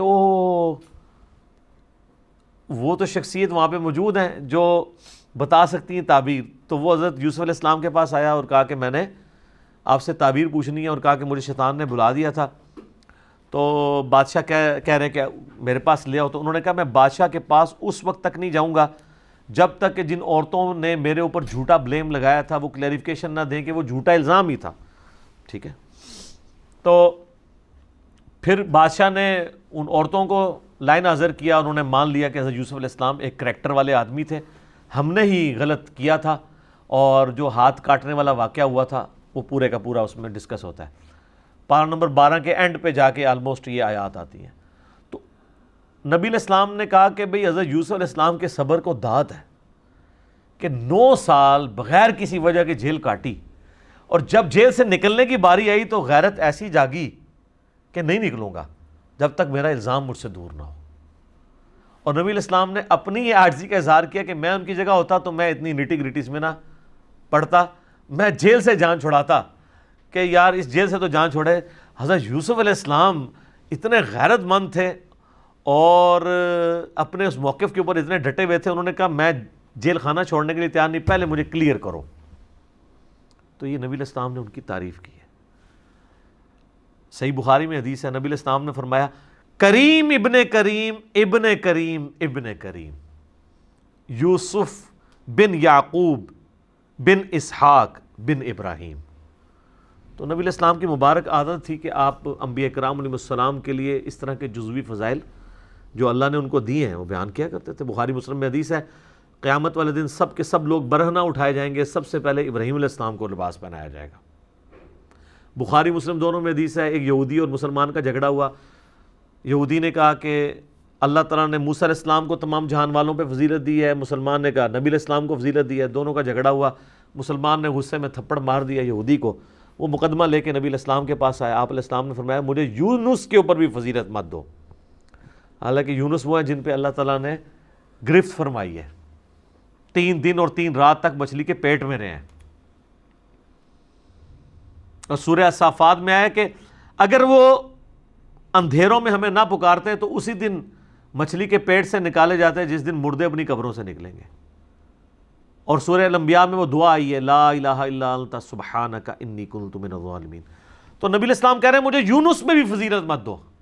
پھر آپ نے کہا کہ موسیٰ کی تو یہ شان ہے کہ قیامت والے دن سب سے پہلے اللہ تعالیٰ مجھے اٹھائے گا، اور میں دیکھوں گا کہ موسیٰ علیہ السلام مجھ سے پہلے ہی اللہ کے عرش کا پایا تھامے ہوئے کھڑے ہیں، مجھے نہیں پتا ان پہ قیامت کی بے ہوشی نہیں طاری ہوئی، اس بے ہوشی کے سبب جو دنیا میں کوہ طور والی جو انہوں نے دیکھنے کی خواہش کی تھی اس کے بدلے اللہ تعالیٰ ان پہ قیامت کی بے ہوشی نہیں کرے گا، یا مجھ سے پہلے ہی اللہ ان کو اٹھا لے گا۔ یعنی یہ ان کی جزوی فضیلت آپ علیہ السلام نے بیان کر دی۔ تو یہ آپ کی مبارک عادت تھی، آپ اس طرح کے الفاظ بیان کرتے تھے۔ تو اس کی تشریح یہ تھی، یعنی دونوں آپشن اپنی جگہ موجود ہیں۔ ظاہر ہے ایک بے قصور شخص کو یہ حق حاصل ہے جب اس کا پروانہ نکلے تو نکل جائے، دوسری طرف اگر وہ یہ سمجھتا ہے کہ نہیں مجھے یہ ماننے پہلے کہ غلط قید کیا تھا تو یہ اعلیٰ ترین درجہ ہے۔ تو نبی علیہ السلام نے حضرت یوسف کی تعریف کی کہ جوانی کے 9 سال آپ جس سے چھین لیں، ٹھیک ہے، تو وہ شخص صبر کرے اور بغیر کسی وجہ کے، الٹا سازش دوسرے لوگوں نے کی ہو۔ آج کی جیل کاٹنا مشکل ہے، اس زمانے کی جیلیں کیا ہوا کرتی تھی؟ تو یہ پیغمبر ہی ہے نا جن کا یہ حوصلہ ہے کہ اللہ تعالیٰ نے ان کو حوصلہ دیا ہے، بلکہ انہوں نے تو دعا کی تھی اللہ عورتیں جس برائی کی طرف مجھے بلا رہی ہیں اس سے بہتر ہے کہ میں جیل ہی کاٹ لوں۔ تو انہوں نے سمجھا جیل میں مجھے یہ پروٹیکشن ہے، کم از کم عورتوں کے فتنے سے بچ جاؤں گا۔ اور آپ کو جیل نہیں کاٹنی پڑتی عورتوں کے فتنے سے بچنے کے لیے، صرف چھپی دوستیاں ختم کرنی پڑتی ہیں، نگاہوں کی بات کرنی پڑتی ہے، لوگ تیار نہیں ہوتے۔ یوسف علیہ السلام نے تو جیل کاٹنا گوارا کر لی۔ ویسے جو لوگ کہتے ہیں نا جی ہم سے بد نگاہی والا مسئلہ ہے تو انسانوں کو جیل میں ڈالنا چاہیے. اور یقین کرو پاکستان دی جیل اینے مچھر جے ایک دن ہی ساری بد نگاہی تہاڈی مک جائے گی جے. لوگ تو کہتے ہیں لوگ شاید جیل سے سمجھتے ہیں جو یہ فلموں میں جیلیں دیکھتے ہیں. سر جیل میں ایک دن گزارنا, نہ پنکھا نہ کھانا درست, مچھر, ٹوائلٹ بھی سائیڈ پہ اندر میں ہی سائیڈ پہ ہی جگہ اوپن بنی ہوئی ہو, بدبو بھی آ رہی ہو, آپ امیجن نہیں کر سکتے اس ماحول کو. اسی لیے آپ دیکھتے ہیں جو لوگ 8-10 دن نکال کے آ جاتے ہیں نا, ذرا ان سے ذرا پوچھیں, کوئی بہت بغیرت اولادہ بات ہے, چھوٹے موٹے بندے کہتے ہیں توبہ توبہ جی. وہ کئی لوگوں کے تو انٹرویوز باقاعدہ چھپے ہیں, وہ کہتے ہیں آپ کو کوئی گالی دیتا ہے نا, آپ اس کو کہ یار 2 گالاں اور دے دے, میں تیرے سے ہاتھ نہیں چکڑا, کیونکہ بعد میں جو میں نے جیل کاٹ رہی ہے تو گال نہیں اور دے لے. ٹھیک ہو گیا جی, جزاکم اللہ خیر. علی بھائی اگلا سوال ہے, ہمارے اسامہ بھائی کی طرف سے ایک سجیشن ہے کہ کویسچن اینڈ آنسر سیشن کی ایک نئی سیریل شروع کی جائے جس کا عنوان رکھا جائے کتابوں کا خدا, اور اس کا زیادہ سے زیادہ دورانیہ 1 گھنٹہ ہو, جس میں کسی ایک کرٹیکل ٹاپک پر علی بھائی سے کراس کویسچننگ کی جائے تاکہ عوام الناس کو اس ٹاپک پر سیر حاصل معلومات حاصل ہو سکے. دیکھیں جی اس طرح کی کئی ایک کوششیں پہلے ہو چکی ہیں مختلف فارمیٹس کے اندر. یہ میرے جو مسئلہ نمبر ریکارڈ ہوئے ہیں, آپ کو نہیں پتہ کتنی میں نے محنت کی ہے, ہر چیز پیڈز کے اوپر لکھ کے. آج میں جب وہ ویڈیوز دیکھتا ہوں نا, میں کو مجھے دوبارہ ریکارڈ کرانے پڑے نا تو میرے کانوں سے دھواں نکلتا ہے, جتنا نالج اس میں جمع کیا تھا ہر اینگل سے. وہ ساری کتابیں پڑھ کے, سارے علماء کو سن کے, سب کے دلائل سامنے رکھ کے ایک ایک کر کے چیز ریکارڈ کی. اچھا, اس کے بعد کوسچن آنسر سیشن کا جو سلسلہ 1-to-1 کراس کوسچننگ کا شروع ہوا نا, یہ شروع کیا تھا علی احسن نقوی صاحب کی وجہ سے شروع ہوا, کیونکہ وہ ایک ایسے اینکر پرسن ہے جن کو کمپیریٹیو سٹڈی سارے مکاتب فکر کی ہے اور علماء سے ان کے رابطے ہیں. تو ان کے ساتھ میری جتنی 5-5 گھنٹے کی کئی ایک کوسچن آنسر سیشن ہے وہ سب فل بدی ہیں.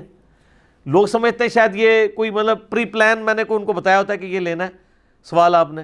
وہ ہمارے مجلس کے سوال ہوتے ہیں, اور وہ اس میں یہ نہیں ہوتا کہ جی مجلس, آپ لوگوں کو تو پتہ ہے میں نے سوائے کوئی ایک آدھ کریٹیکل سوال ہو اس کے 2-4 پوائنٹس میں نے لکھے ہوتے ہیں, ادروائز میں فل بدی جو اس وقت اللہ تعالیٰ گائیڈ کرتا ہے اس حوالے سے کہ شرح صدر ہو جائے میں باتیں بیان کر دیتا ہوں.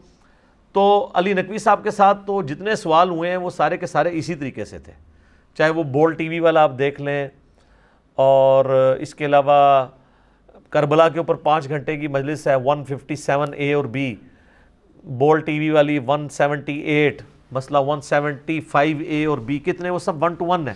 اس میں آلموسٹ سارے کریٹیکل ٹاپکس کور ہو چکے ہیں جو اس وقت پریزنٹ ورلڈ کے ہیں. اس کے بعد جب مجالس شروع ہوئی ہیں تو وہ ہم لوگوں کو پابند کرتے ہیں جو سوال لکھا ہے وہ آپ نے کرنا ہے کہ یہ سوال کسی کا آیا ہوا ہے. باقی جو آپ نے کراس کویسچننگ کرنی ہے, اللہ کے فضل سے میں جب سوال کے جواب میں بولتا ہوں تو میں 2 منٹ کا تو جواب نہیں دیتا.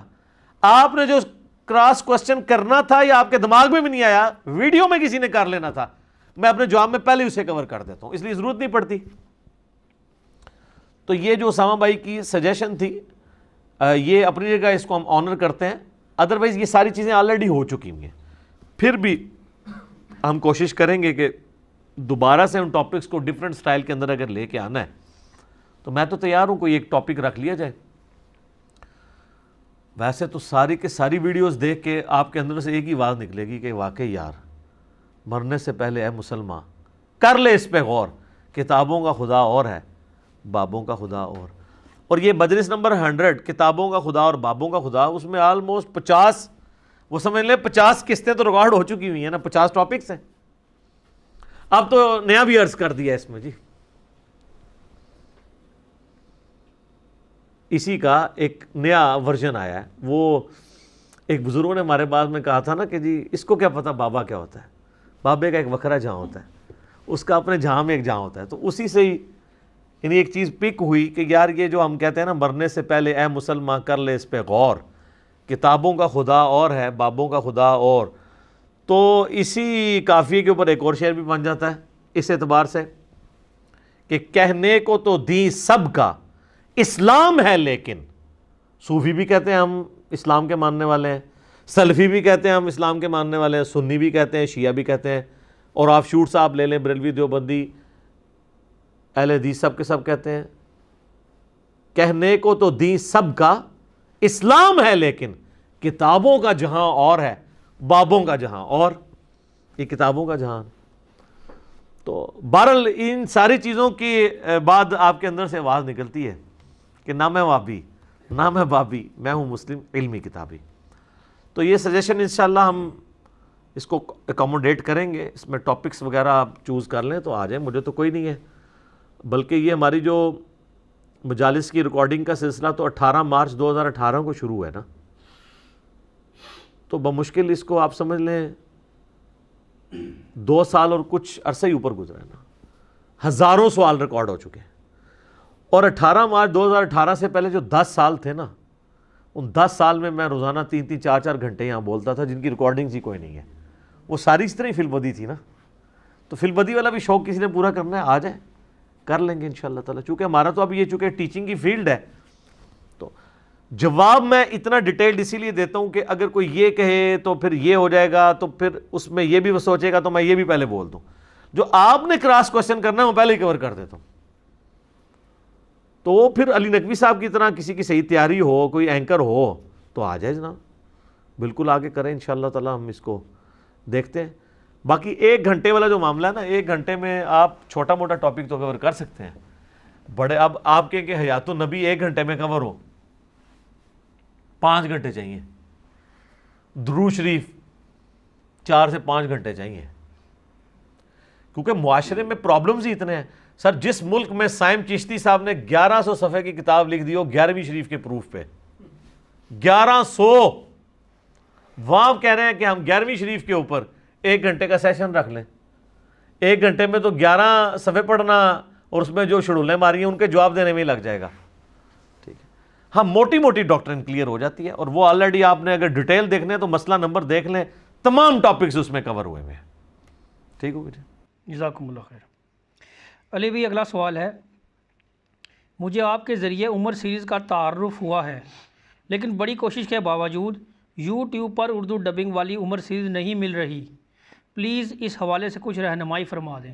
دیکھیں جی، یہ کوارنٹین کا جو آپ کا اس وقت زندگی کا حصہ گزر رہا ہے، اور اوپر سے نور علی نور، رمضان شریف کا مہینہ بھی آ گیا ہے، شیطان بھی قید ہے، دل بھی نیکیوں کی طرف مائل ہوتا ہے، تو میں سب سے کہوں گا کہ اس رمضان میں اردو ڈبنگ والی عمر سیریز ایک دفعہ دیکھ لیں، اور وہ دیکھنے سے پہلے میرا ایک عمر سیریز کے تعارف کے اوپر آلموسٹ 44 منٹ کی ویڈیو ہے یوٹیوب پہ، وہ آپ ضرور دیکھیں تاکہ آپ کو پتہ چلے کہ نبی علیہ السلام کی مبارک زندگی کی ریولوشن اعلان نبوت سے 6 سال پہلے سے لے کر رومن اور پرشین امپائر کے گرنے تک، ٹل سیدنا عمر کی شہادت تک، یہ پورے کا پورا حصہ، اس کے میجارٹی پورشن انہوں نے عمر سیریز میں، قطر والوں نے 30 اقساط کے اوپر اہل سنت میں جو بڑے بڑے علماء ہیں، ڈاکٹر علی سلابی اور ان کے استاد یوسف القرداوی، وہ کنسلٹنسی انہوں نے دی ہے،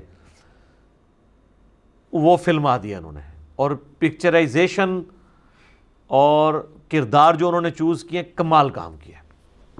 چند ایک چیزوں سے آپ کو اختلاف ہو سکتا ہے۔ یوٹیوب کے اوپر میں نے اس تعارف میں بتایا تھا کہ وہ MBC والی جو کمپنی نے یہ بنایا ہے، انہوں نے اپنے رائٹس رکھے ہوئے، وہ آپ چھوٹا سا بھی کلپ اپلوڈ کریں وہ اڑا دیتی یوٹیوب اسے، کاپی رائٹس کے چکر میں۔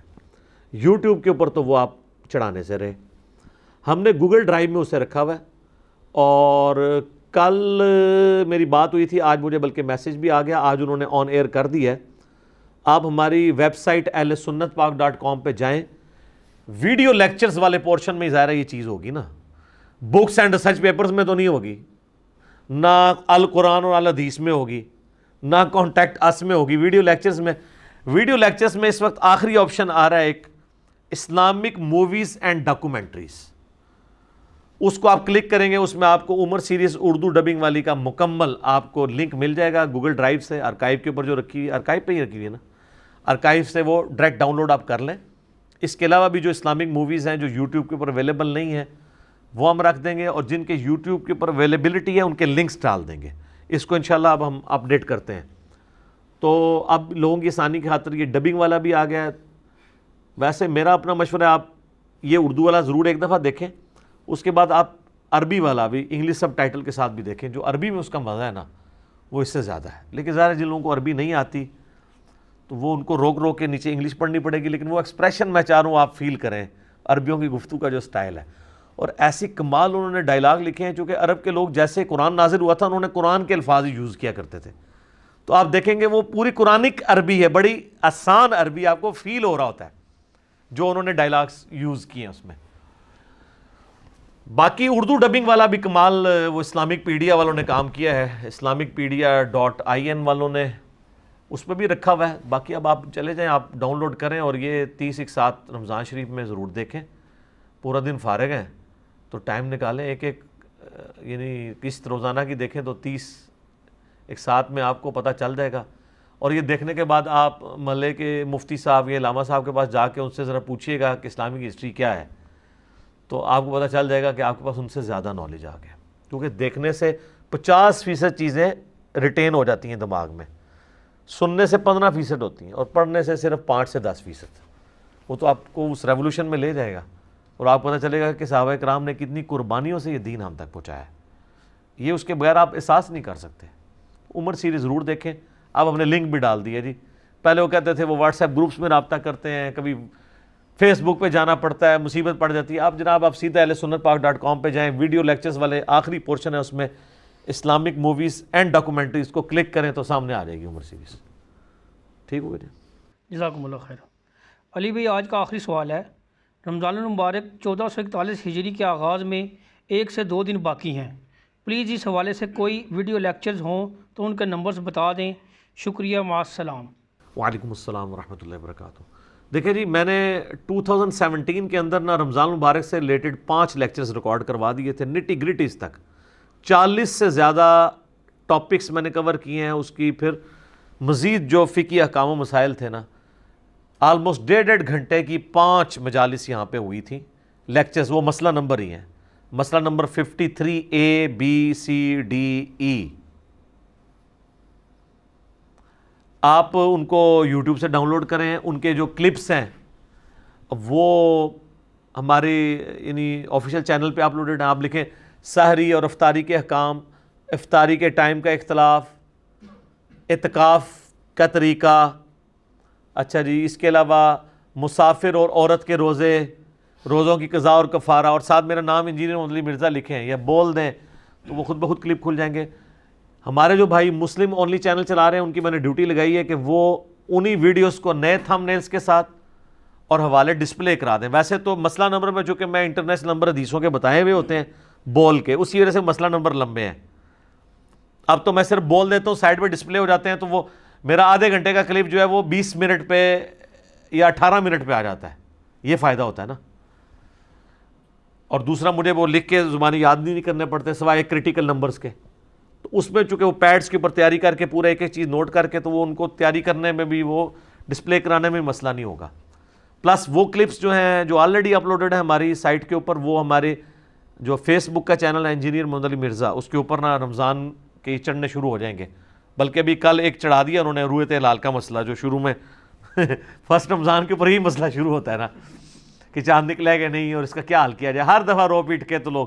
تو پچھلی دفعہ میں نے ایک ریکارڈ کرایا تھا پاکستان میں 2 عیدیں, تو میں نے بخاری مسلم کی احادیث میں رؤیت ہلال کا جو مسئلہ ہے اس میں کلیئر کیا تھا, وہ یوٹیوب پہ چڑھ گیا. تو یہ آپ مسئلہ نمبر دیکھ لیں 53A B C D E, اور مسلم اونلی چینل پہ ایک ایک دن کے بعد چڑھیں گے, اور ہمارے آفیشیل جو فیس بک ہے انجینئر محمد علی مرزا, اس کے اوپر وہ کلپس چڑھیں گے. آپ دیکھیں انشاءاللہ تعالی تو آپ کے لیے آسانی ہو جائے گی. اللہ تعالی ہم سب کو یہ رمضان المبارک بھی